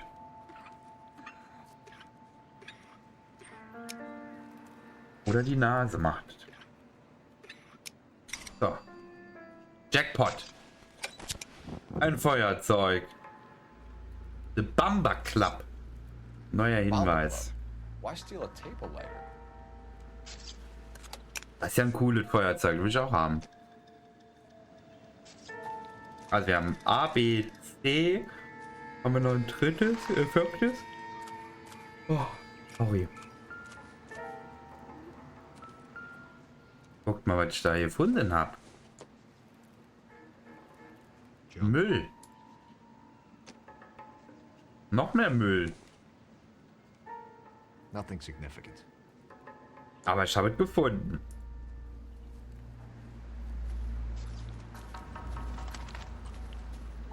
Cause of death? Und gucken wir uns mal die Leiche an. Oh, hier. Oh. Alles auf. Kannst ja fast in den Hals drin gucken. What caused the blunt force injury to the face? Could be anything from a baseball bat to a lug wrench. Boah, leck, die hat halbe Gehirn da oben rausgeschlagen gekriegt.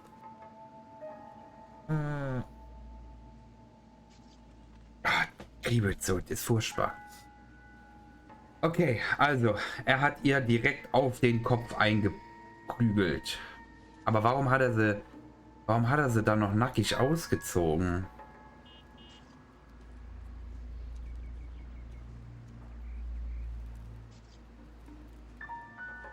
What about this wound on the finger? Fehlender Ring. Ist aber nicht am Ringfinger, sondern am Mittelfinger. Also kein Ehering wohl.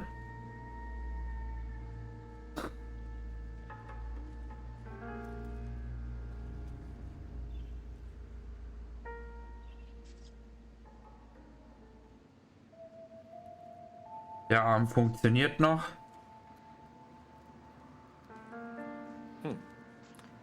Interesting. Ja. Fick dich, BD Text steht da. What does the writing on the victim mean? BD, like Dahlia? Tex? Your guess is as good as mine. Could be something to it, or it could be the killer's trying to throw you off the scent. Either way, I'll run tests on the lipstick. Any idea of the time of death? From the temperature, I'd say after midnight. I'll confirm with you later.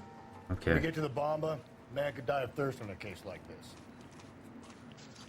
Ja. Wie so ein Lappen einfach dahin geworfen und abgehauen. Und krass. So, ich denke, wir haben alle Beweise. You drive. I need to go over the case notes. Wir fahren in den Bamba Club. Auf geht's.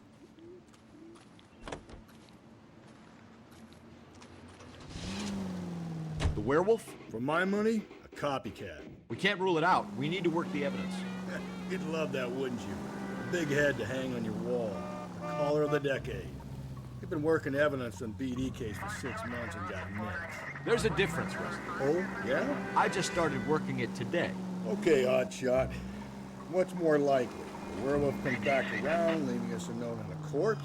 He clearly has a thing for power. Power over women. Why not power over the police department as well? Let me finish, fellas. A guy opens his mouth again after 6 months of stewing. There's some opportunist who's been reading about the BD figures. He'll rip off the MO and get himself a freebie. That's not totally fantastical. You know, the Examiner and the Daily News might be good at coming up with monikers, but they're terrible for police work. There's a reason we didn't get the son of a bitch after the short murder. It was them, locusts. Where do you think the werewolf killer is now? Dead by his own hand, stationed somewhere else with the armed forces. San Quentin, another town, another country, who knows? So, Phillips, I understand you want to turn this into a big case, but it doesn't work like that, all right? A case will come and find you. You can't make it something it ain't, understand? So you don't think the werewolf has continued to operate in the Los Angeles area? No chance. We would have found him.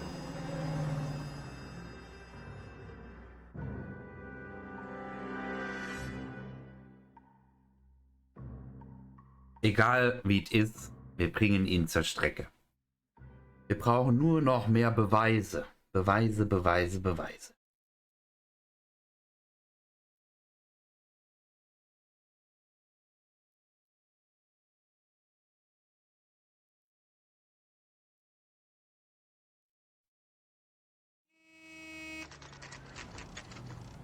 Bamba Club. Oh mein Gott, ich habe jetzt gedacht, das wäre was Stilvolles hier. Es ist nicht so.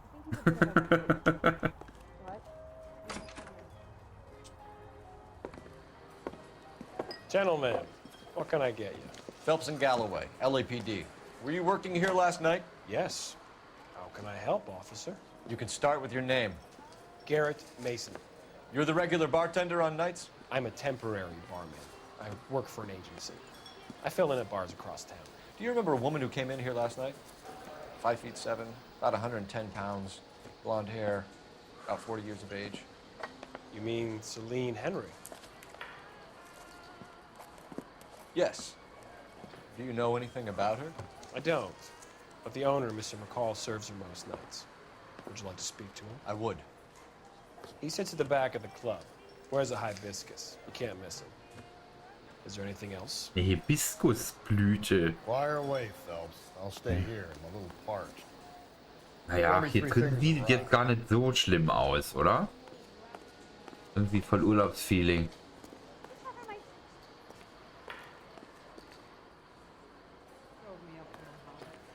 Ja, okay, den kann man nicht verfehlen. Der sitzt ja wirklich sehr offensichtlich da. Detective Phelps, LAPD. We're investigating the murder of Celine Henry. Do you know her? Celine? Christ. Sure I know her. She and I and Jacob, her husband, we go way back. She was here last night? Sure, she's a regular. Celine was a lovely woman. McCall, Eigentümer des Bamba Clubs. Was Mrs. Henry here with anyone last night? Not at first. Celine already had quite a head start. But she attracted attention? Certainly. A few gentlemen became very enamored with her and her stories. Einer ganz besonders. One guy in particular.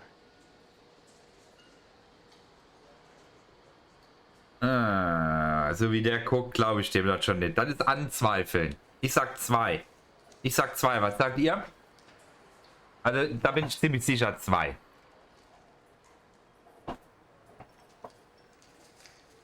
Muss 2 sein. Ich habe weder schon irgendwelche Beweise, noch ist das da Wahrheit.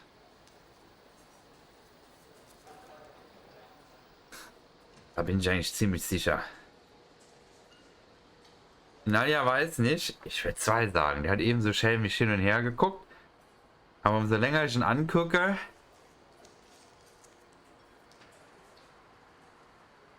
If you're waiting for a free drink, it ain't Kommen wir an 2. Wenn 1 war, haben wir jetzt alle verkackt. How about a name? Wir haben This is a verkackt. murder beef, McCall. You don't want any adverse publicity. Wir haben verkackt. Ich war mir so sicher. If I had names, I would give them to you.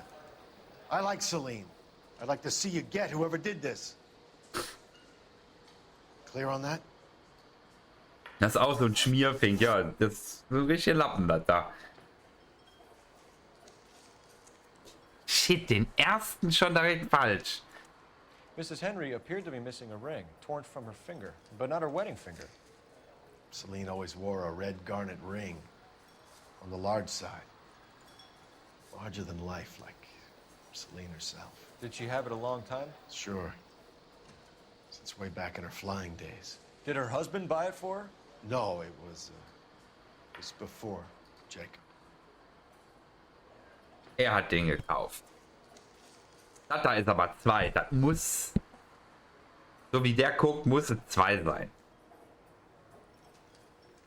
Habe ich eben auch gesagt. Aber jetzt ist wirklich 2, oder? Oh, ist 2.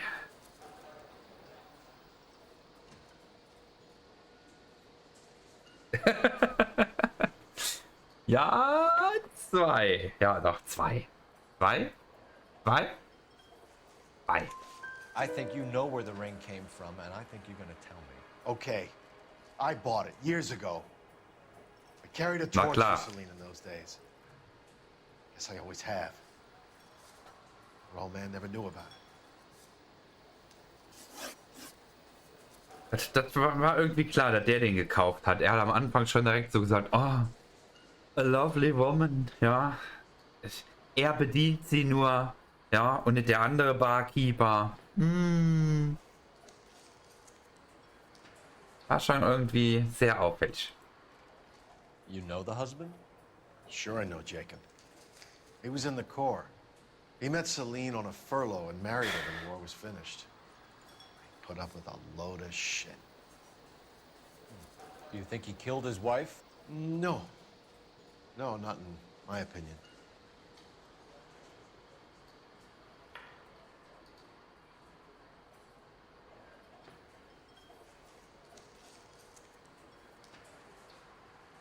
Der weiß was. Der weiß was.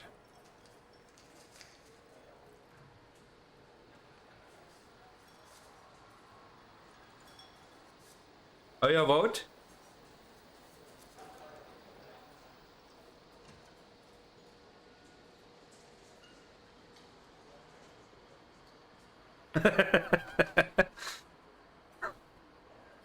Eins, 2 oder 3? So, we done?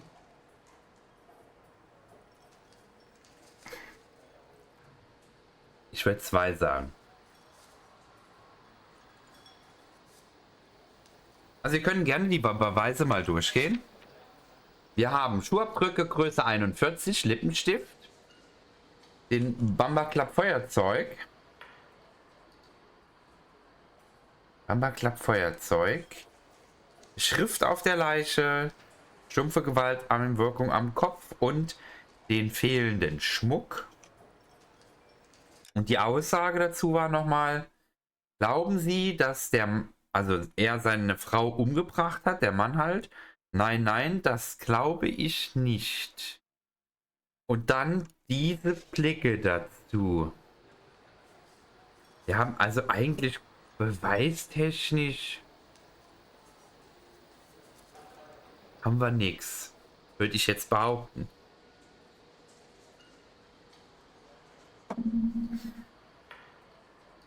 Ich würde 2 sagen.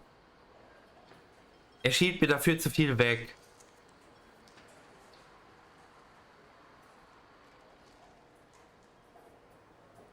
Oder ist jetzt wirklich sad? Er könnte jetzt auch nur traurig sein, ne? Oder er denkt sich, scheiße, scheiße, scheiße, ich weiß zu viel. Scheiße, scheiße, scheiße, ich weiß viel zu viel. Ja, das ist 2. Bin mir absolut sicher. Du sagst 1. 1, wirklich? If you're waiting for a free drink, it ain't coming. Soll ich eine Münze werfen? Ich brauche noch eine Meinung. Komm, damit mal. Ich brauche noch eine Meinung. Damit wir nicht 50-50 hier haben. Einer noch im Chat. Wahrheit oder anzweifeln? Wahrheit oder... Da ist der Neo mit anzweifeln. So if it wasn't Jacob, then you probably let her Sehr out with the geil. guy who killed her. Amun sagt 3 ohne Beweise. Stow the attitude, will ya? I tried to get onto Jacob. I rang him up. Asked him to come pick her up like usual. But he refused. She picked some night to push him over the edge. I rang him back around 11:30, but got no answer. McCall, you said you liked her, and yet you've been no help at all. I want Celine's address. 142 North Union. Now get the hell out of my bar. Du ein Penner. Amun ist raus. Amun, für 3 brauchst du Beweise, ja? Also für 3 brauchen wir immer einen Beweis. Sonst können wir 3 nicht wählen. Let's get out of here. Und nochmal für alle mit I, also wenn ihr euch absolut nicht sicher seid und total keine Ahnung habt, wir haben noch die Möglichkeit I. Da können wir die Community befragen, welche Antwort am meisten gewählt wurde.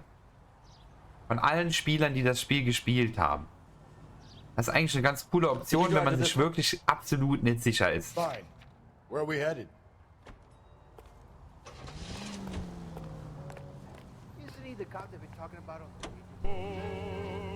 You find the booze helps you get through a working day? Tja, der Alkohol, der hilft immer durch den Arbeitstag. Bei euch doch auch so, oder? Ohne Alkohol geht die Welt zugrunde. That's mighty kind of you, Phelps. You know, you picked the wrong job if a healthy thirst offends you, Cole. We owe it to this city to do the best we can in this position. As homicide detectives, that responsibility is all the more serious. Always the politician. It's not Das political, heißt, it's wir gehen schon voll Maybe zur the men Arbeit, combing ja? Hollywood Boulevard after the Elizabeth Short murder were more interested in sniffing out booze than the clues that would have led to her killing. Yeah, well, if only you'd been. Dann ist das ja noch Arbeit auf der Arbeit, sich zu besaufen. Our ancestors wouldn't have tasted the forbidden fruit. Minor syntactical error, Detective Galloway. I never claimed to be able to prevent crimes. I only suggested a proficiency in solving them. Guess that's the drink slowing you down. Oh my God, brother, oh brother. It's worse than I could ever have imagined. Ja, das kenne ich, ja, das kenne ich. Kunden können so anstrengend sein.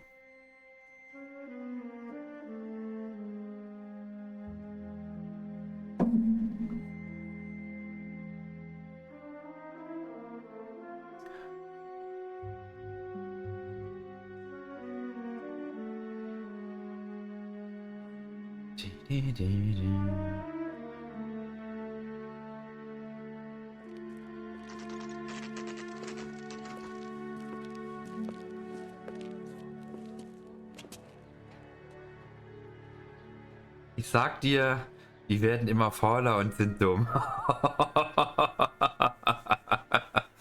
Wie gemein. Und wenn du einkaufen bist, dann bist du auch Kunde. Würdest du sowas über dich jetzt aussagen? Oder über mich, wenn ich einkaufen gehe. Ausnahmen bestätigen die Regel, gell? I'll try the back door. Wait here a second. Diese kleinen Hütten hier im Amiland, ich weiß nicht, warum die gebaut haben. Die sehen so schäbig aus, ne? Auch die ganzen Wohnviertel. Oh, was ist denn hier? Scheibe eingeschlagen. Hier ist schon was abgegangen.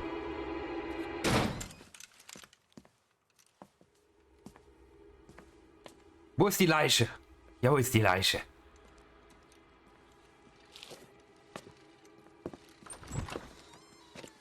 Side window's been jimmied. Looks like somebody's creeped the joint. Okay, ist keiner daheim. Und hier wurde wohl eingebrochen. Dann gucken wir uns mal gemütlich um.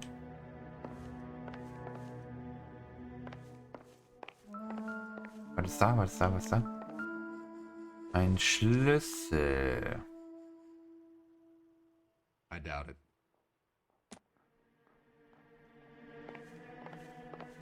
Leckerchen für Kenny. Kriegt er auf jeden Fall gleich. Aber ne, ist gerade nicht da. Wenn er da wäre, dann würde man ihn hier sehen. Wenn... Oh. Okay. Meine Kenny-Cam geht nicht. Warum geht meine Kenny-Cam nicht? Meine Kenny-Cam ist kaputt. Kenny-Cam? Tatsache. Warum geht die nicht? Gestern ging sie noch. Okay, aber er ist eh nicht in seinem Körbchen. Daher ist auch nicht hier vorne. Ne. Er kriegt gleich sein Leckerchen. Da freut er sich aber bestimmt. Oh, da bekommen wir wieder einen kleinen Artikel. Familie stirbt, Feuertod. Polizei sagt, Tode, was? Tode bei Hausbränden seien verdächtig. You said I had to go back, Doctor. The fires are cathartic. They allow you to confront your past. You said the house would be empty. Are you taking the medication I have prescribed? You said the house would be empty. I heard them screaming. Circumstances were unfortunate. My colleagues had made all the necessary arrangements. You said the house would be empty. You're killing me. The deaths were unfortunate, but you have dealt with death before. I want you to come to the clinic and we can deal with it. You said the house would be empty. How can I find peace? Okay. Hat der den zum Brandstiften verleitet? Hat sich jetzt wirklich so angehört, ne? Ich meine, wir haben ja jetzt schon öfter so ein paar seltsame Zeitungsausschnitte gesehen. Und auch immer mit dem Doktor da. Der hat Dreck am Stecken. Definitiv.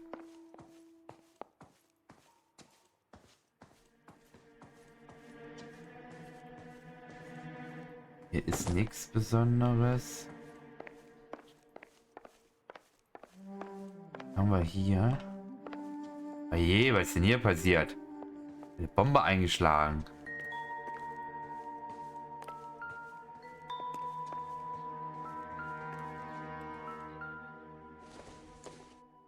Was? Don't think this is anything. Was ist das denn? Ein Föhn. Oh Gott, was ein Riesenföhn. Ich habe auch immer die Sektflasche direkt neben meinem Bett stehen. Offen. Man weiß ja nie mal, wann einen Schluck nehmen will, ne?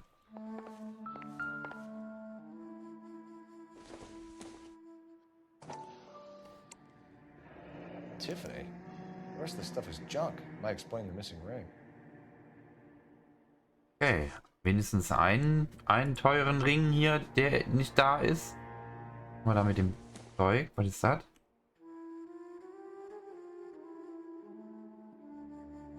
Nichts Wichtiges. Das Bild könnte noch was sagen. A regular Amelia Earhart for a day. The ring looks distinct. Der Ring ist wirklich auffällig, ne? Ist ja ein Riesenklunker. Okay.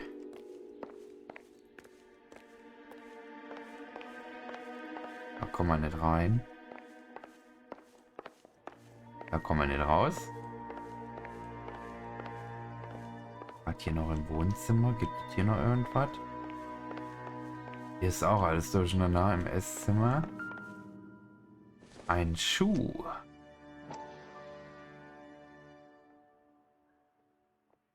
Haben wir eine Größe?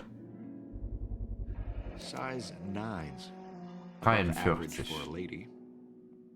43. Das ist schon...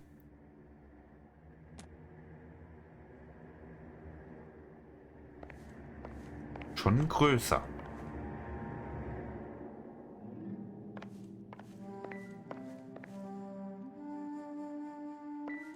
Und sauber gemacht hat ja auch schon lange keiner mehr. Boah, leck, wie sieht die Küche denn hier aus? Doesn't look like anything. Ja, sieht nicht nur unwichtig, sondern auch dreckig aus. Aber den guten alten Tequila, den haben wir überall stehen.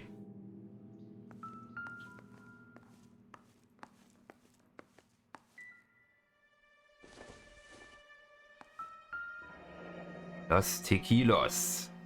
Burglar used a pry bar. Gewaltsames Eindringen, Stemmeisen. I'm gonna climb through a broken window in a $30 suit. You got another thing coming, Buster.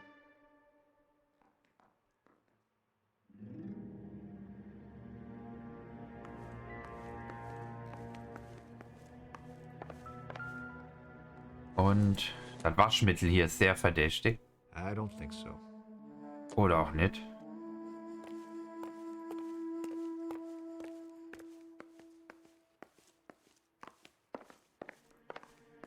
Ja, ich glaube, wir haben alles. Ich habe zumindest nichts weiteres jetzt gesehen, gefunden.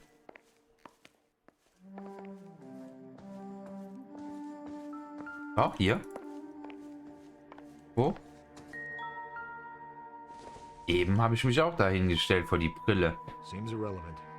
Okay. Scheint trotzdem irrelevant zu sein. Wir können mal noch in den Garten gehen. Vielleicht ist da was verloren worden von dem Gauner.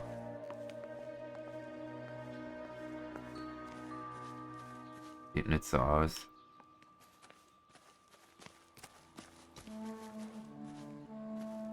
Also hier ist schon mal nichts. Kommen wir noch schnell hier hin.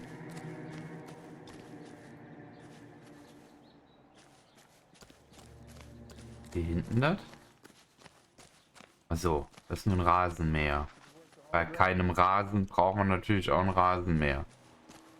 Ich glaube, wir sind hier fertig. Wir sind hier fertig. Haben wir denn einen Zielort rausgefunden? Ganz am Anfang, gell? You know the way. You can drive. Wohnsitz der Henrys.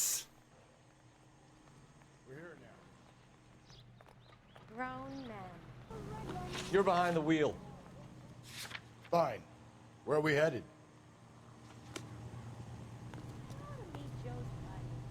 You can drive. Ja, komm. And where exactly are we going?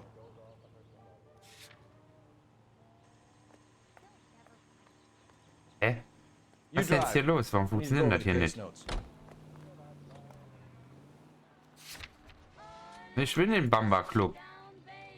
Hierhin wollen wir.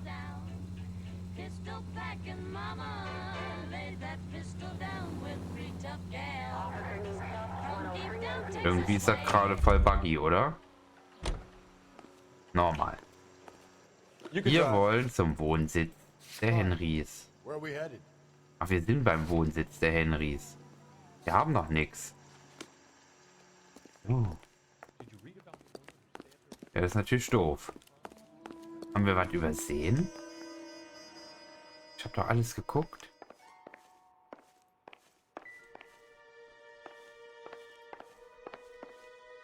Hier war nichts. Am Tisch war nichts.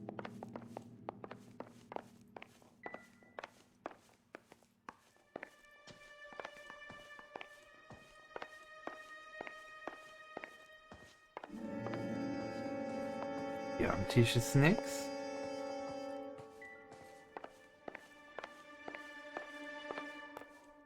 Muss noch was hier sein.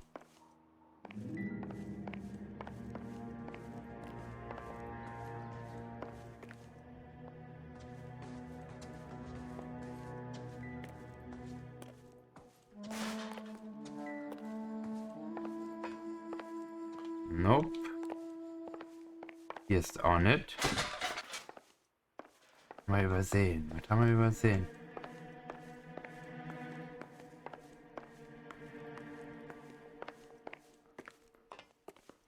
Oben ist nix. Waschmittel.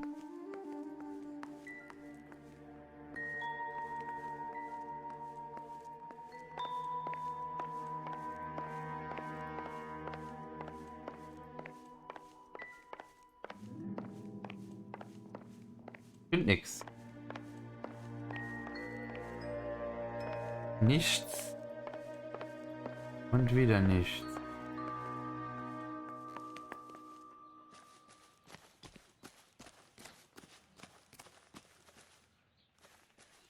Sockengrößen vergleichen. Auch nicht. Schuppen aufmachen geht wahrscheinlich auch nicht. Ja. Und nu? Wer hat eine gute Idee?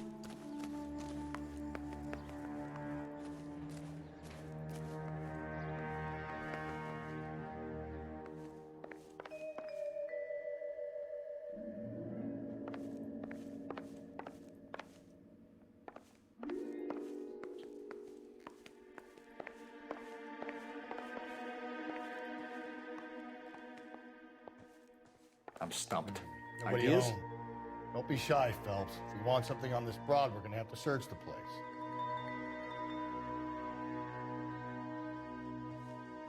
Mir ist nicht wirklich weitergeholfen.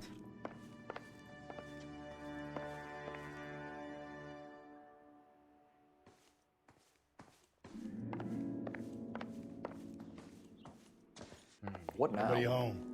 Don't be shy, Phelps. If we want something on this broad, we're gonna have to search the place.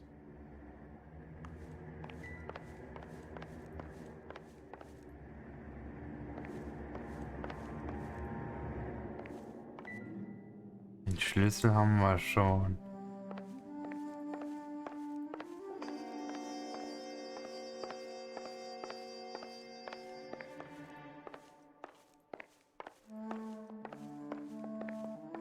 Schuhe hatten wir. Was hatten wir?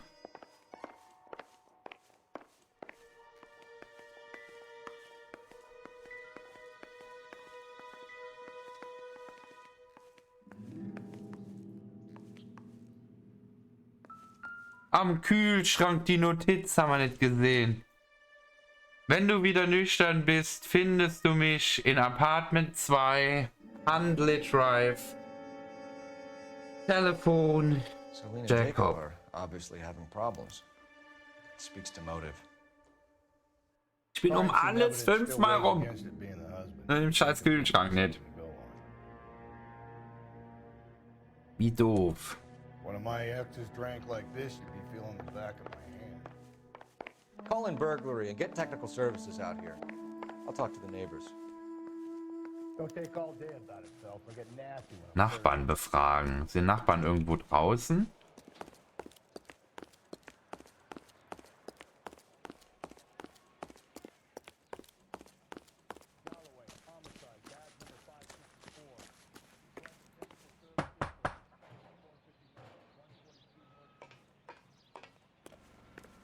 No one here.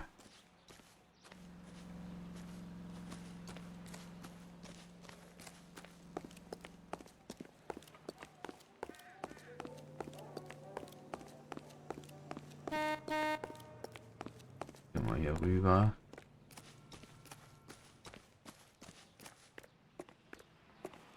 Okay, hier kann man gar nicht klopfen.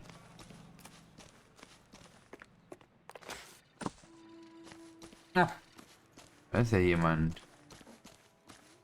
I knew it wasn't safe around here anymore. LAPD. Are you acquainted with Celine Henry, Miss? Horgan. Jennifer Horgan. I've known Celine for more than 10 years. Our children grew up together. What's going on, officer? Did you see Mrs. Henry go out last night? Well, I'm no busybody, you understand, but Celine had been drinking, and she and poor, long-suffering Jacob had a terrible row. I think Jacob may have given her a black eye. He stormed out, and she went back inside. Did he come back? No. Celine was listening to music and shouting until she left around 10 p.m. She was very drunk to have been driving, but she is not the sort of person you can stop from doing something when her dander is up. What is this about, officer? Is Celine all right? I'm afraid Mrs. Henry has been murdered, ma'am. Murdered? Oh, my God. I'm afraid I need to go and sit down.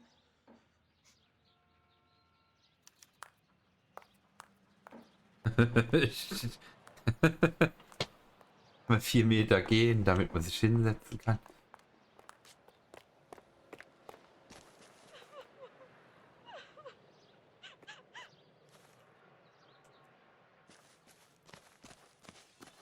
Okay, also wir haben wenigstens noch ein paar Informationen zu einem Streit mitbekommen, aber die war voll wie ein Eimer und er war gar nicht mehr da.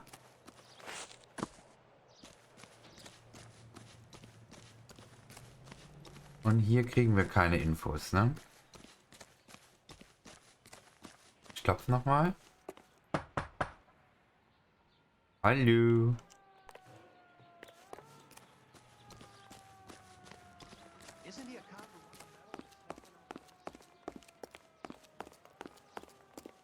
Let's see what Jacob has to say for himself. I don't think Jacob is our man, but we should see what he has to say. Okay. Dann fahren wir mal darüber. Jacob Henry had a violent argument with his wife last night. He's looking more and more likely. For my money, the broad keeps the house looking like that. So probably Skipper says bring him in. Keep the hacks off our backs for a while. Fine by me. So it ain't the werewolf killer after all. Oh, God. Good to see you come to your senses, Cole. I always said work the evidence. Der Typ ist I only echt hart, stipulated ey. a connection to the BD Die killer. Alte hat auch verdient, wenn die den Haushalt so schleifen As far as lässt. I'm concerned, it still is.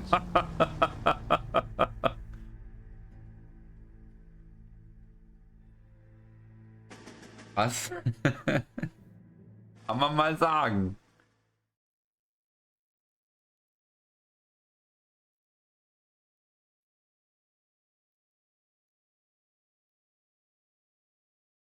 Ah, das waren noch Zeiten. Okay, Phelps, we go in hard. You follow So, my lead. Jacob Henrys Apartment. Wir haben schon die Knarre in der Hand. Das hier sieht auch schon so aus, als würden wir gleich eine Schießerei beginnen. You Jacob Henry? Yeah.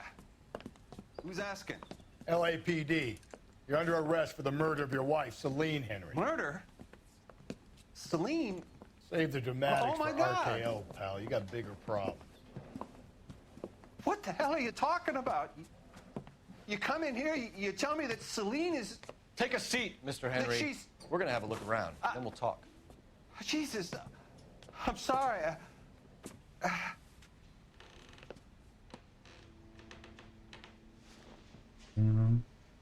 Hier will jemand umziehen.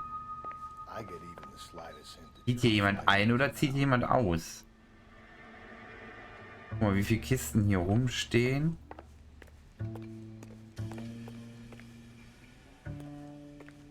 Die Spüle hier ist ausnahmsweise mal abgespült, ja? Töpfe hier sind klar und reinlich. Ja.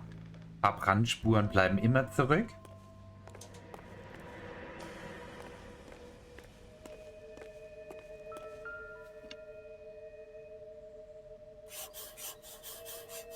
Guck mal, was hier als letztes irgendwo geschrieben wurde.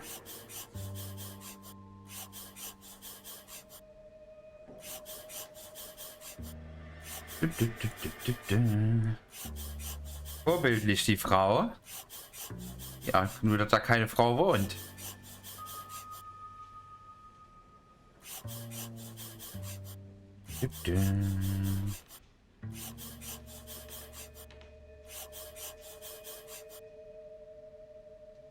Danke für das Angebot. Sie müssen etwas wegen meiner Frau unternehmen.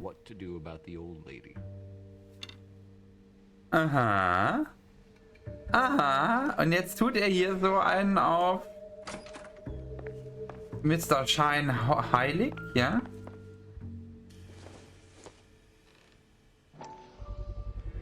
Size 11s. 45. Was hatten wir am Tatort gefunden? Was hatten wir am Tatort für Schuhgröße? 41. 41 hatten wir am Tatort. Und 43 war, glaube ich... Du meinst, die 43 war, glaube ich, der Schuh von der Frau eben. Der Stöckelschuh. Den meinst du, glaube ich. Also wir haben noch keinen 41er... Kein 41er Schuh, der zum Tatort passt.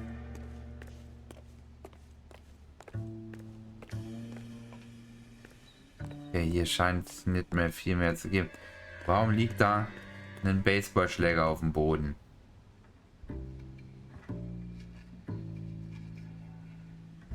Was ist jetzt? Hallo?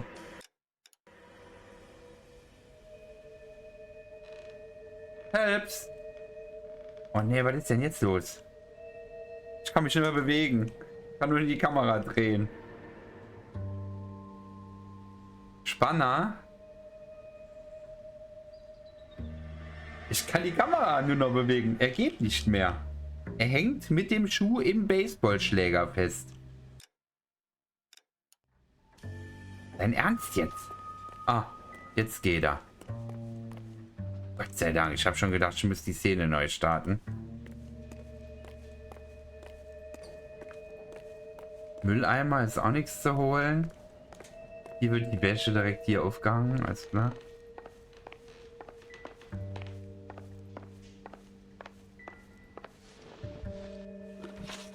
So, mein Freund. Erzähl doch mal. So who could have killed Celine? Where did she go last night, Jacob? A bar, I suppose. Look, I don't know.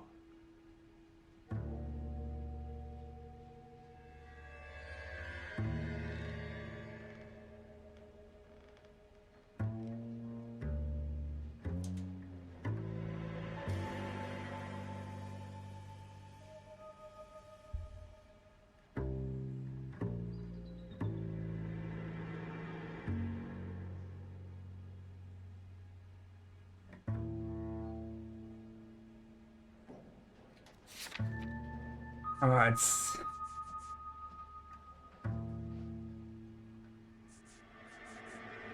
Also wir haben nicht für diese...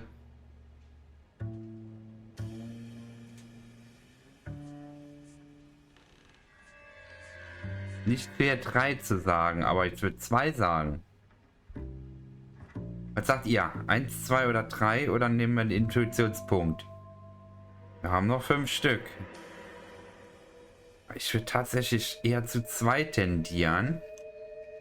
Aber das hier ist wieder so ein bisschen knifflig. Er ist nicht so leicht zu durchschauen. Aber dafür, da der gerade eben erfahren hat, dass seine Frau ermordet wurde, scheint er doch zu sehr gefasst zu sein. Auch wenn er gedanklich gerade irgendwo abschweift, oder? 2? Oder doch eher 1? Ich sag 2. Ich sag 2.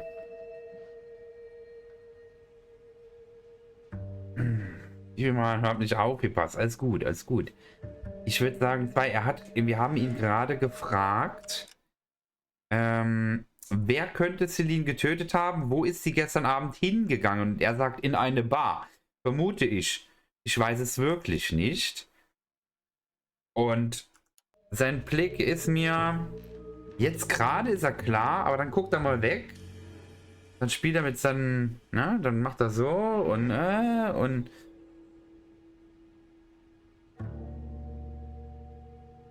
Und theoretisch, glaube ich...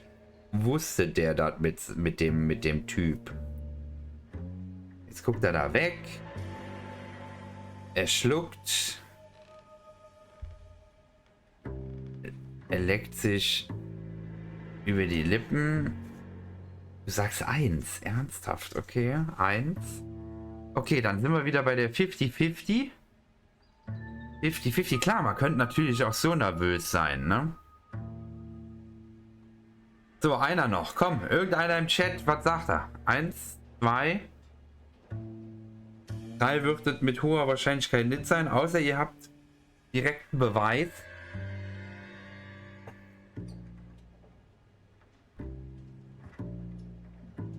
Aber ganz ehrlich, wenn zu dir jemand käme und sagen würde, dein Mann oder deine Frau ist ermordet worden, würdest du dann so da sitzen?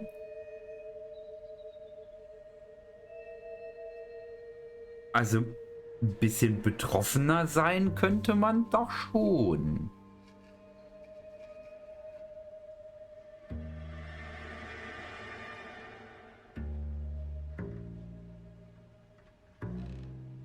Ich würde weinen. Er würde das wahrscheinlich nicht tun. Ihm ist es egal. 1 oder... Na, jetzt weiß ich nicht mehr. 1 oder 2. Ich mache hier Enemene, ja? Enemene und raus bist du. Das ist 2 geworden. Und war... Celine was one of the first richtig? pilots. She hung out with movie stars and royalty. But when she came back here broke and struggling, she married a mechanic. Put a roof over her head, food on the table. Not glamorous, but the best I could do. I'm not ashamed about that. Okay. Scheint passend gewesen zu sein. When did you last see your wife, Mr. Henry? Last night. I went to see her. We talked. Things Er lügt got a nicht. little out of hand. Die Sache lieber im Ruder stimmt. Die Sache lief aus dem Ruder. Okay, ist jetzt ein bisschen... Also da hätten wir als Möglichkeit Aussage der Nachbarin nach Streit mit Ehemann, ein blaues Auge. Ein bisschen aus dem Ruder ist vielleicht doch nett ausgedrückt. Ich würde da 3 sagen. 3 mit dem Beweis. Seht ihr das ähnlich? Oder... Ich würde das machen. 3 mit dem Beweis. Oder haben wir noch was? Eheprobleme, gewaltsames Eindringen. Jetzt haben wir nichts. Ich würde 3 mit dem Beweis machen. Probierend. Ist schwierig, es ist nicht einfach, aber... That's a lie and you know it. You tailed her, watched her come out of a bar, and then beat her to death. Admit it, Henry. Why would I do that, Detective?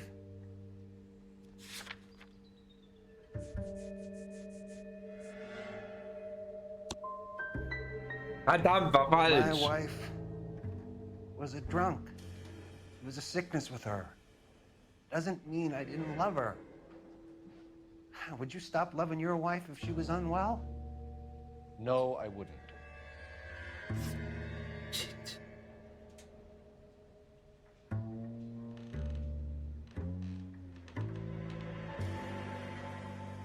Verkacken wir hier. Why did you kill her, Jacob? Things will go better if you come clean about it. Er hat ihn nicht gekillt. That's a lousy thing to say. I never gave up on my wife. Oh doch? Oder hat er sie doch gekillt? Ich habe meine Frau nie aufgegeben, sagt er. Und er guckt so komisch.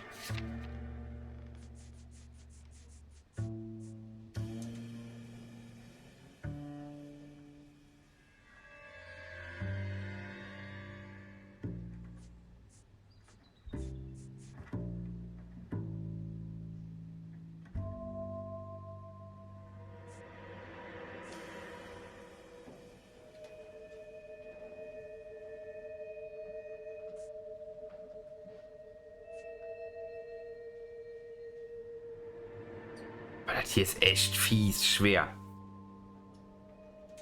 Ich würde 2 sagen. You went to her house, you fought, you beat her, she left and then you followed her. I left first.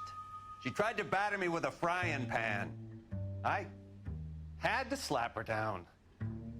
Understand. Verständlich, sagt er. So, 3 von 4 falsch. Sollen wir direkt gehen oder sollen wir die 4. noch machen?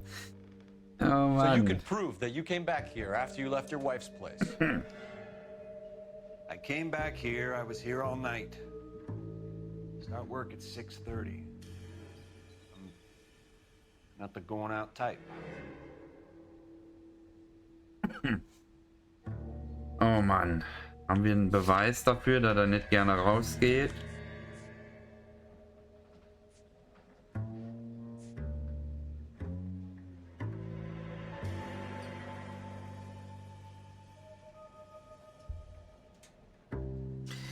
Oh, die Morddrohungsnotiz, die habe ich total aus den Augen verloren.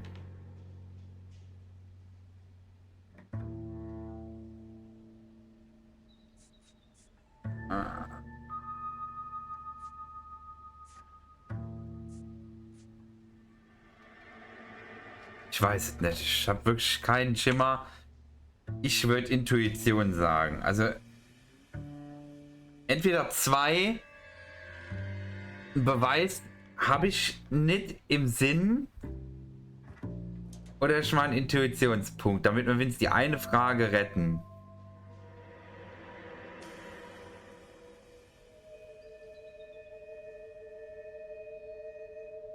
Zwei oder Intuitionspunkt. Die Frage ist nur, wenn der Intuitionspunkt dann 3 sagt.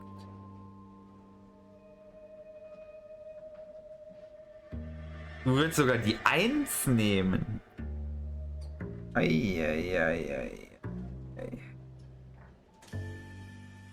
Die 1 ist kein Fall. Nee, so wie der guckt, ist das definitiv nicht die 1.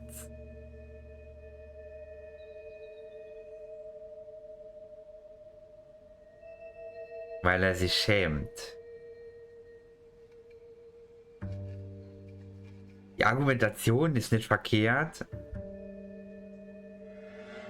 Aber die Darstellung von seinem Hin und Her sagt was anderes. Vielleicht sagt er auch nur, dass er nicht gerne rausgeht. Könnte auch gelogen sein. Ich bin mir absolut nicht sicher. Ich würde die Frage aber gerne retten. Deswegen nehme ich definitiv einen Intuitionspunkt.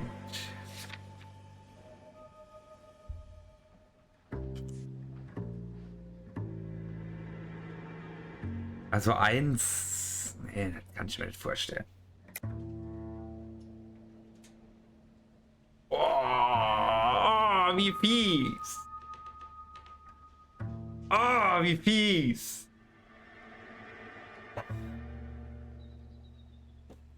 Verdammt. Was machen wir denn jetzt? So wie der guckt. Niemals. Niemals die 1.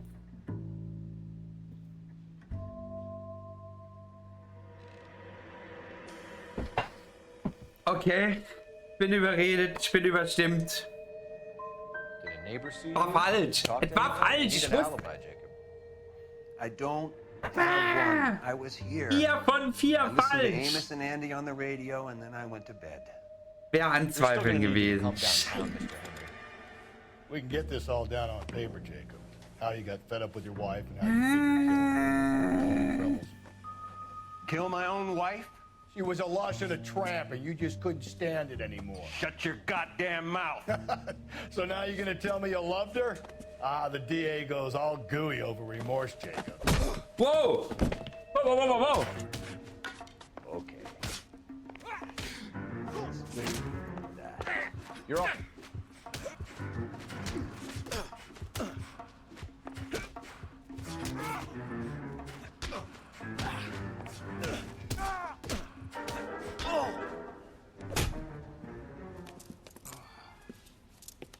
Alter, hat der da gerade einen auf die 12 gekriegt, hier mein Partner. Squad car dispatched.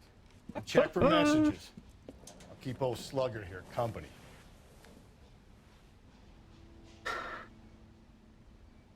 Ich würde ihm direkt nachher noch eine hinterhergeben. Help me out. Hurry it up and call in, Phelps. I'm not sitting on this asshole forever. Whoa, whoa, whoa, whoa, whoa. Operator, give me R&I. Oh, oh. Putting you through now. Phelps, badge 1247. How could I help, Detective? I need a patrol unit to transport a suspect back to Central. Certainly, Detective. Any messages for me? Yes, Detective. In regards to the Celine Henry homicide, the owner of the Turkey Bowl restaurant at 1535 West 3rd Street says the victim was at his restaurant last night. Turkey Bowl restaurant. We'll check it out. Okay, wir haben eine neue You have a Info. message from the coroner. Do you wish to be put through? Yes, ma'am. Carruthers, It's Phelps. I've completed the autopsy. Several wounds to the head from a blunt metal instrument. Stumpfer Metallgegenstand. Closest match would be a socket wrench handle. Steckschlüsselgriff. No, the blows to the head surprisingly were not fatal. Death was from hemorrhage and shock from the fractured ribs and multiple injuries caused by the stomping. Anything else? He's some kind of sex fiend. The tissues of the anus were bruised about 1/8 of an inch, but no trace of semen in the anus, vagina, or stomach. Thanks, Doc. Okay. Wieso verliere ich eigentlich immer die Angel? Hat doch einen Angelschein. Der hast den auch verloren. Geh sorgfältiger mit deiner Angel um, dann verlierst du sie auch nicht. Can you drive to this one? Okay, wir fahren ins Turkey Bowl Restaurant. Auf die Plätze, fertig, los. Oh. Was ist denn das schon wieder im Auge? Ey, total nervig. Carruthers said she took a real pounding. Maybe if he had been a little firmer in the beginning, he wouldn't be in this situation now. I imagine that Neanderthal routine is a big hit with the ladies, Galloway. Women love me, Phelps. I have no complexity. They know exactly what they're gonna get. Also im Moment kann ich mir noch keinen Reim auf das Ganze machen. Der Mann, meint ihr, der hat die Frau jetzt ermordet oder nicht? Also der Zettel, der da gelegen hat, der könnte auch falsch zu verstehen sein. Vielleicht wollte er seiner Frau helfen und hat eine Notiz geschrieben, wir müssen was wegen meiner Frau tun, in dem Sinne von, wir müssen ihr Alkoholproblem fixen oder so, keine Ahnung. Aber natürlich ist so ein Zettel nicht so geil, wenn man den findet, ne?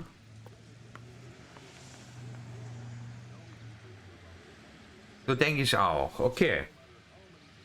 Das wäre jetzt so das Erste, woran ich denke, weil ich immer sage, im Zweifel die Unschuldsvermutung. Ist aber trotzdem schwer, wenn man sonst keinen hat, der Mörder sein könnte, ne? Dann hatten die Streit, einen Wutanfall und ja gut, dann hat er hier eine gegeben.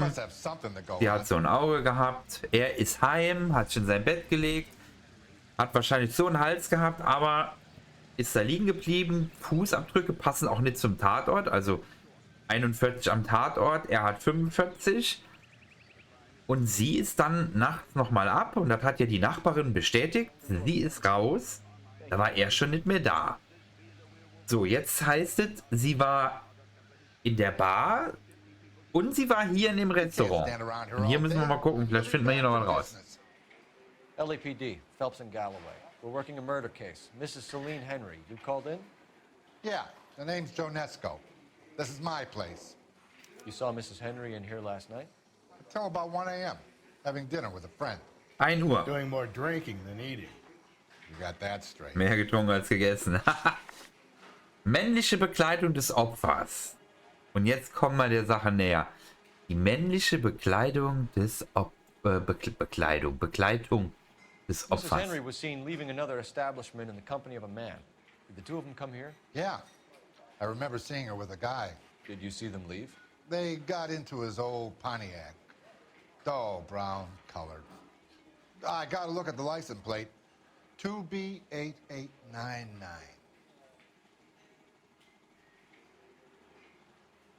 Really?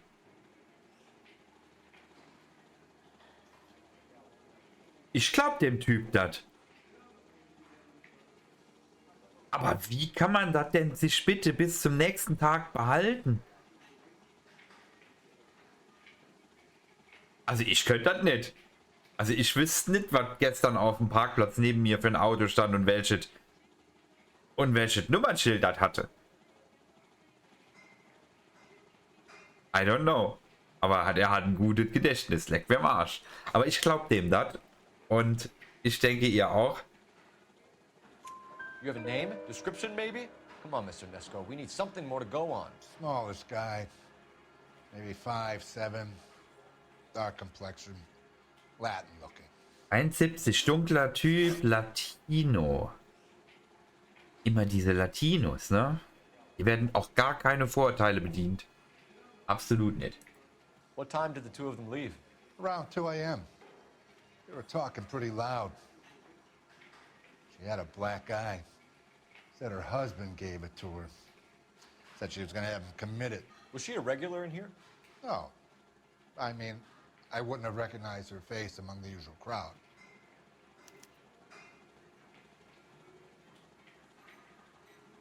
Er sieht aus wie der Vorsitzende vom Karnevalsverein Funkenmariechen Köln-Kalk von 1903. Oh, wie kommst du auf so einen Scheiß? Aber ich bin voll deiner Meinung. Schönen guten Abend, schön, dass du da bist. Ich hoffe, dir geht's gut. So, jetzt muss ich aber nochmal gerade gucken, was hat er denn hier gesagt? Also, sie war Stammgast hier? Nein, das heißt, ich hätte ihr Gesicht unter den anderen Gästen nicht erkannt.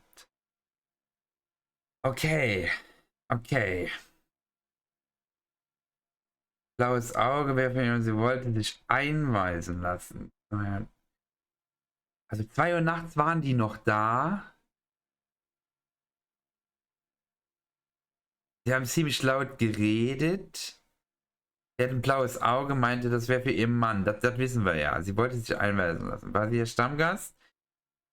Nein. Aber was soll ich jetzt dazu sagen, ob das Wahrheit oder Lüge ist? Aber ich würde sagen Wahrheit. Der ist... Was soll der mich anlügen? Was hat er davon?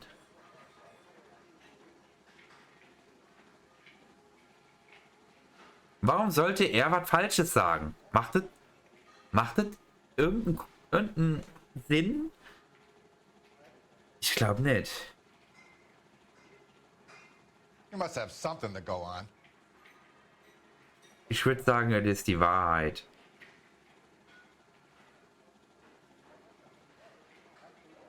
Ja. Was the place busy last night? Sure was. So how come you paid so much attention to her? She had something. For an older broad, I mean. Not good looking, but vivacious, full of life. I've always found that kind. Aha. Danke für den Tipp. Thinking about trying my luck, but that guy she was with had her wrapped up tight. We'll be in touch, Mr. Nesco. Okay, alles klar.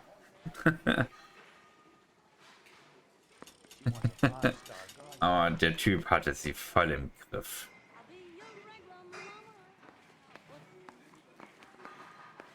Meet Joe's buddy.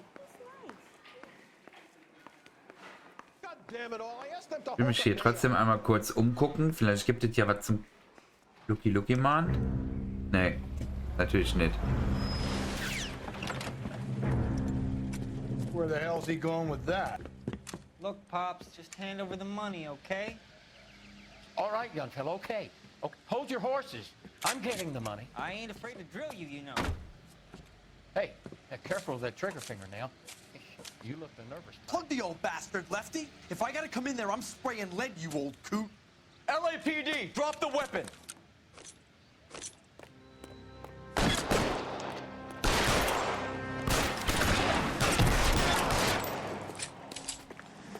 Der ist hin. Der ist auch hin. Das war nicht den ihr Glückstag da.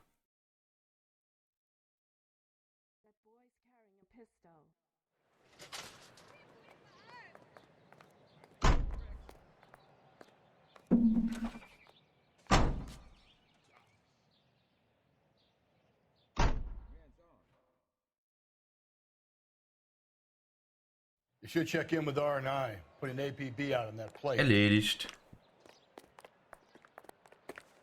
Kann man die eigentlich auch lebend irgendwie?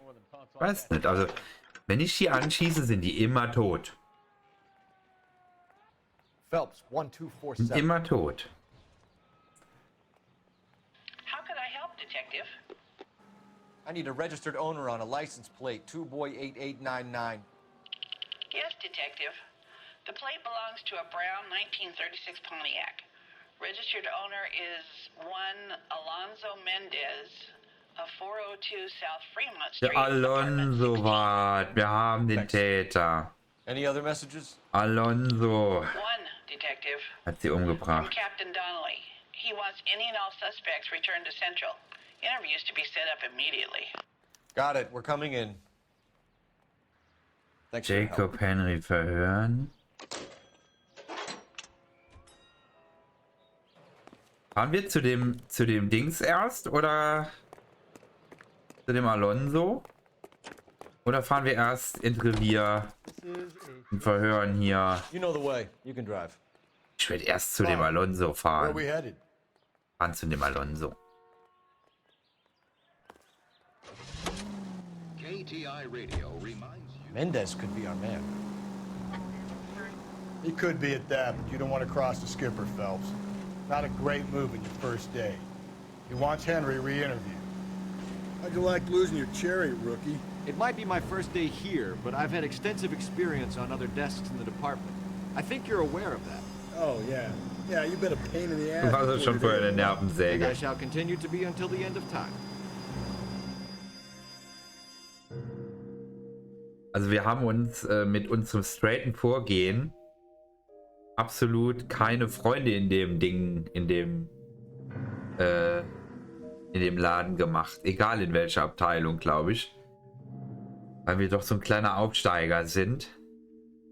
Und das mögen die nicht so. Hat man schon öfter gemerkt bei dem ein oder anderen Gespräch.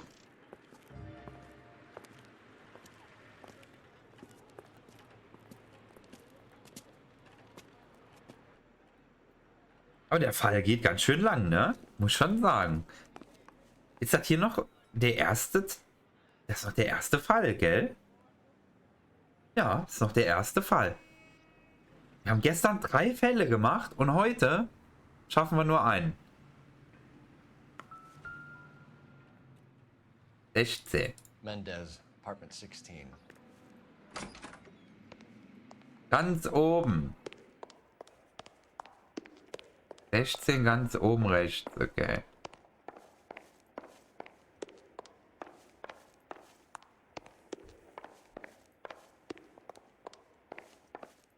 Bin ich gespannt, was das für ein Typ ist.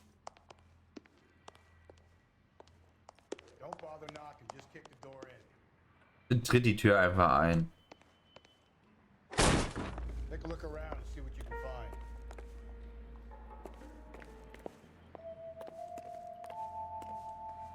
Also, dass es hier genauso unaufgeräumt ist wie überall anders auch, wo wir reinkommen.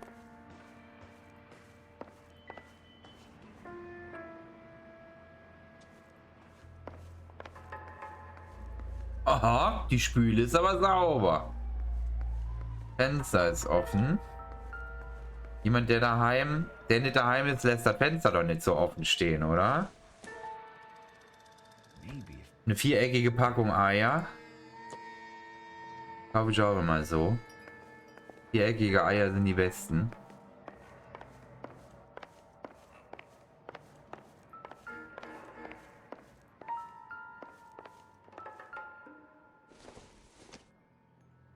Und da haben wir sie wieder. Die Streichhölzer von Kevin X, wo wir schon mal waren. glaube, ganz am Anfang in dem Fall waren die wichtig. Der ist doch hier aus dem Fenster raus, oder? Und pack die Pistole mit den Griffeln an. Ich würde sie trotzdem nicht anpacken. Meine Fresse. Beweismittel einfach anpacken ist vielleicht nicht so die geilste Idee. Oh, guck mal, Schuhe. Komm. 41. Gotta get these to Ray. Size 8s could help place Mendez at the scene. 41. Ja, am Tatort haben die keine Handschuhe an. Das ist echt krass, oder? Die packen einfach alles an. Den scheißegal. Aber hier haben wir die Schuhe. Wir haben den Sand an den Schuhen. Und Alonso ist unser Mann. Ach, guck mal. Ach, guck mal.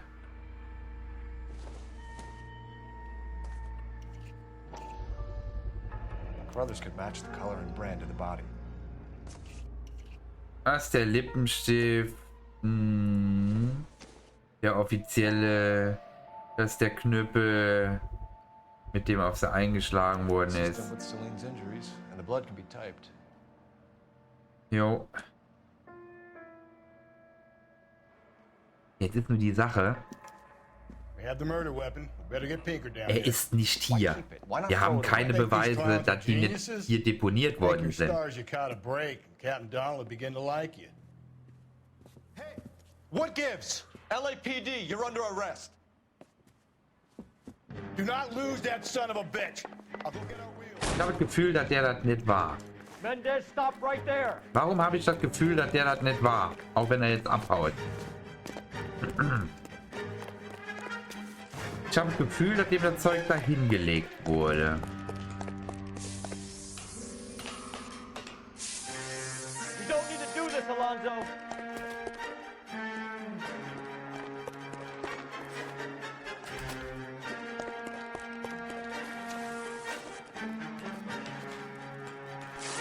Halt oder was nicht?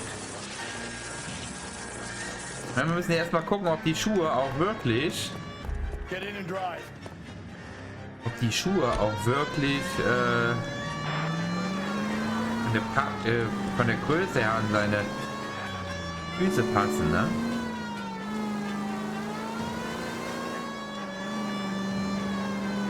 Wer soll es sonst gewesen sein? Ist auch wieder die Frage. Whoa! Sorry. Hit him, Cole. Spit him out. I got an idea. Get him next to my window, Cole. Keep me alongside his vehicle, and I'll stop the son of a bitch.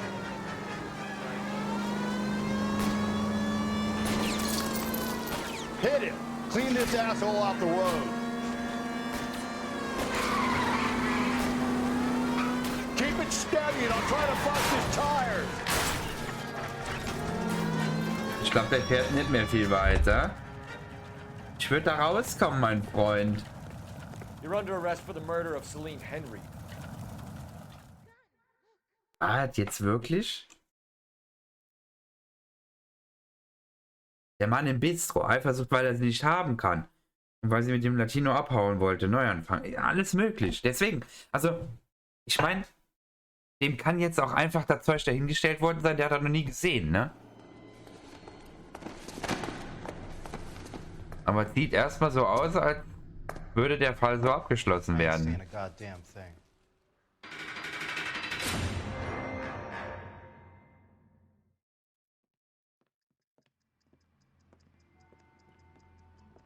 You did a grand job, lads. Phelps, that's quite a way to acquit yourself in your first outing as a homicide Er ist jetzt eingebuchtet. It seems the city has a new and vengeful guardian. Considering the evidence against your suspect and the thoroughness with which a report was compiled, I foresee a safe passage through the courts, and the DA agrees with me. Brutality on a scale such as this deserves retribution. The people and the press of this city demand it.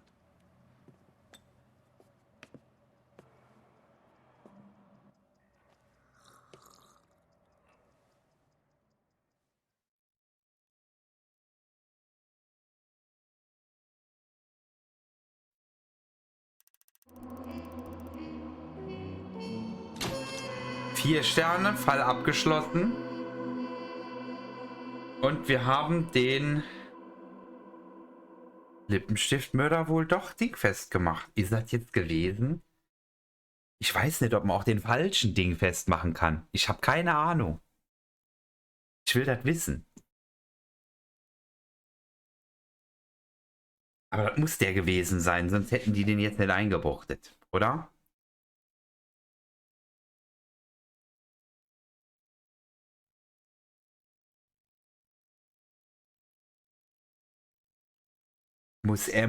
Er hatte Sand an den Schuhen, die Schuhe waren bei ihm, das Zeug war bei ihm. Ich hätte jetzt wahrscheinlich noch gesagt, wir müssen auch feststellen, dass es wirklich von ihm Fingerabdrücke da sind und so weiter. Aber ich denke, das werden die gemacht haben, sonst würden wir hier nicht hinkommen. Wir haben auf jeden Fall 19 gefundene Hinweise. Wir haben alles gefunden. Und 4 von 9 Fragen. Okay, unsere Fragen sind im Moment ein bisschen hagelig. Ist aber nicht schlimm. Solange wir zum Ergebnis am Ende kommen, dass wir den Mörder finden, alles super. Aber das war ein mega langer Fall. Ja, der hat jetzt fast 3 Stunden gedauert. Mega geiler Fall auf jeden Fall. Wir haben noch einige vor uns. Also wir sind ja jetzt in unserem ersten Fall im Morddezernat. Und am Anfang waren wir im Verkehrsdezernat. Und wir gehen auf jeden Fall durch 4 Abteilungen. Das heißt, wir sind jetzt erst in der zweiten Abteilung am ersten Fall. Da kommt noch jede Menge. Und da haben wir noch einiges aufzudecken.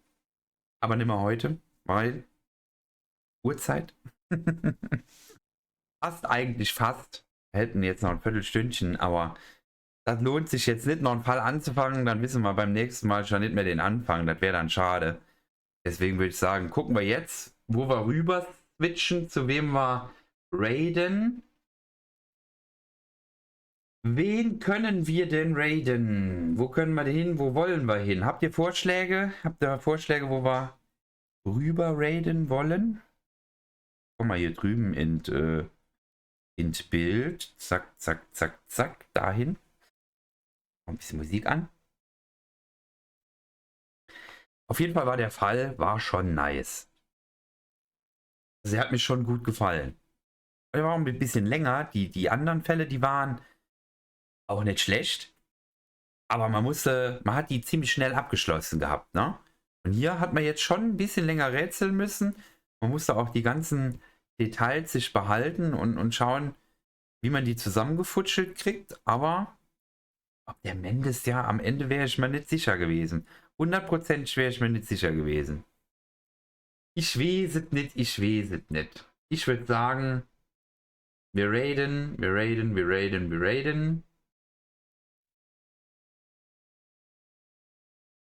Wo gehen wir denn hin? Wir gucken mal beim Schärfi rein. Da waren wir schon lange nicht mehr.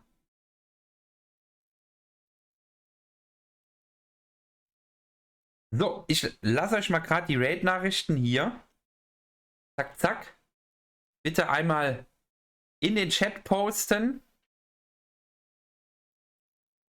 Bitte einmal in den Chat posten. Beim lieben Schärfi. Einen schönen Abend wünsche ich euch. Dankeschön fürs Dabeisein, fürs Zuschauen, fürs Mitmachen. Und ich hoffe, euch spätestens am Freitag wiederzusehen. Ja? Am Freitag geht es weiter. Ich weiß noch nicht, hier oder woanders. Das sehen wir dann. Entscheiden wir spontan. Macht es gut. Schlaf gut. Bis zum nächsten Mal. Und schön mit Ö. Naja, eine schöne gute Nacht. Schön, dass du mit dabei warst und mitgerätselt hast. Und alle anderen natürlich auch. Schlaft gut. Bis zum nächsten Mal.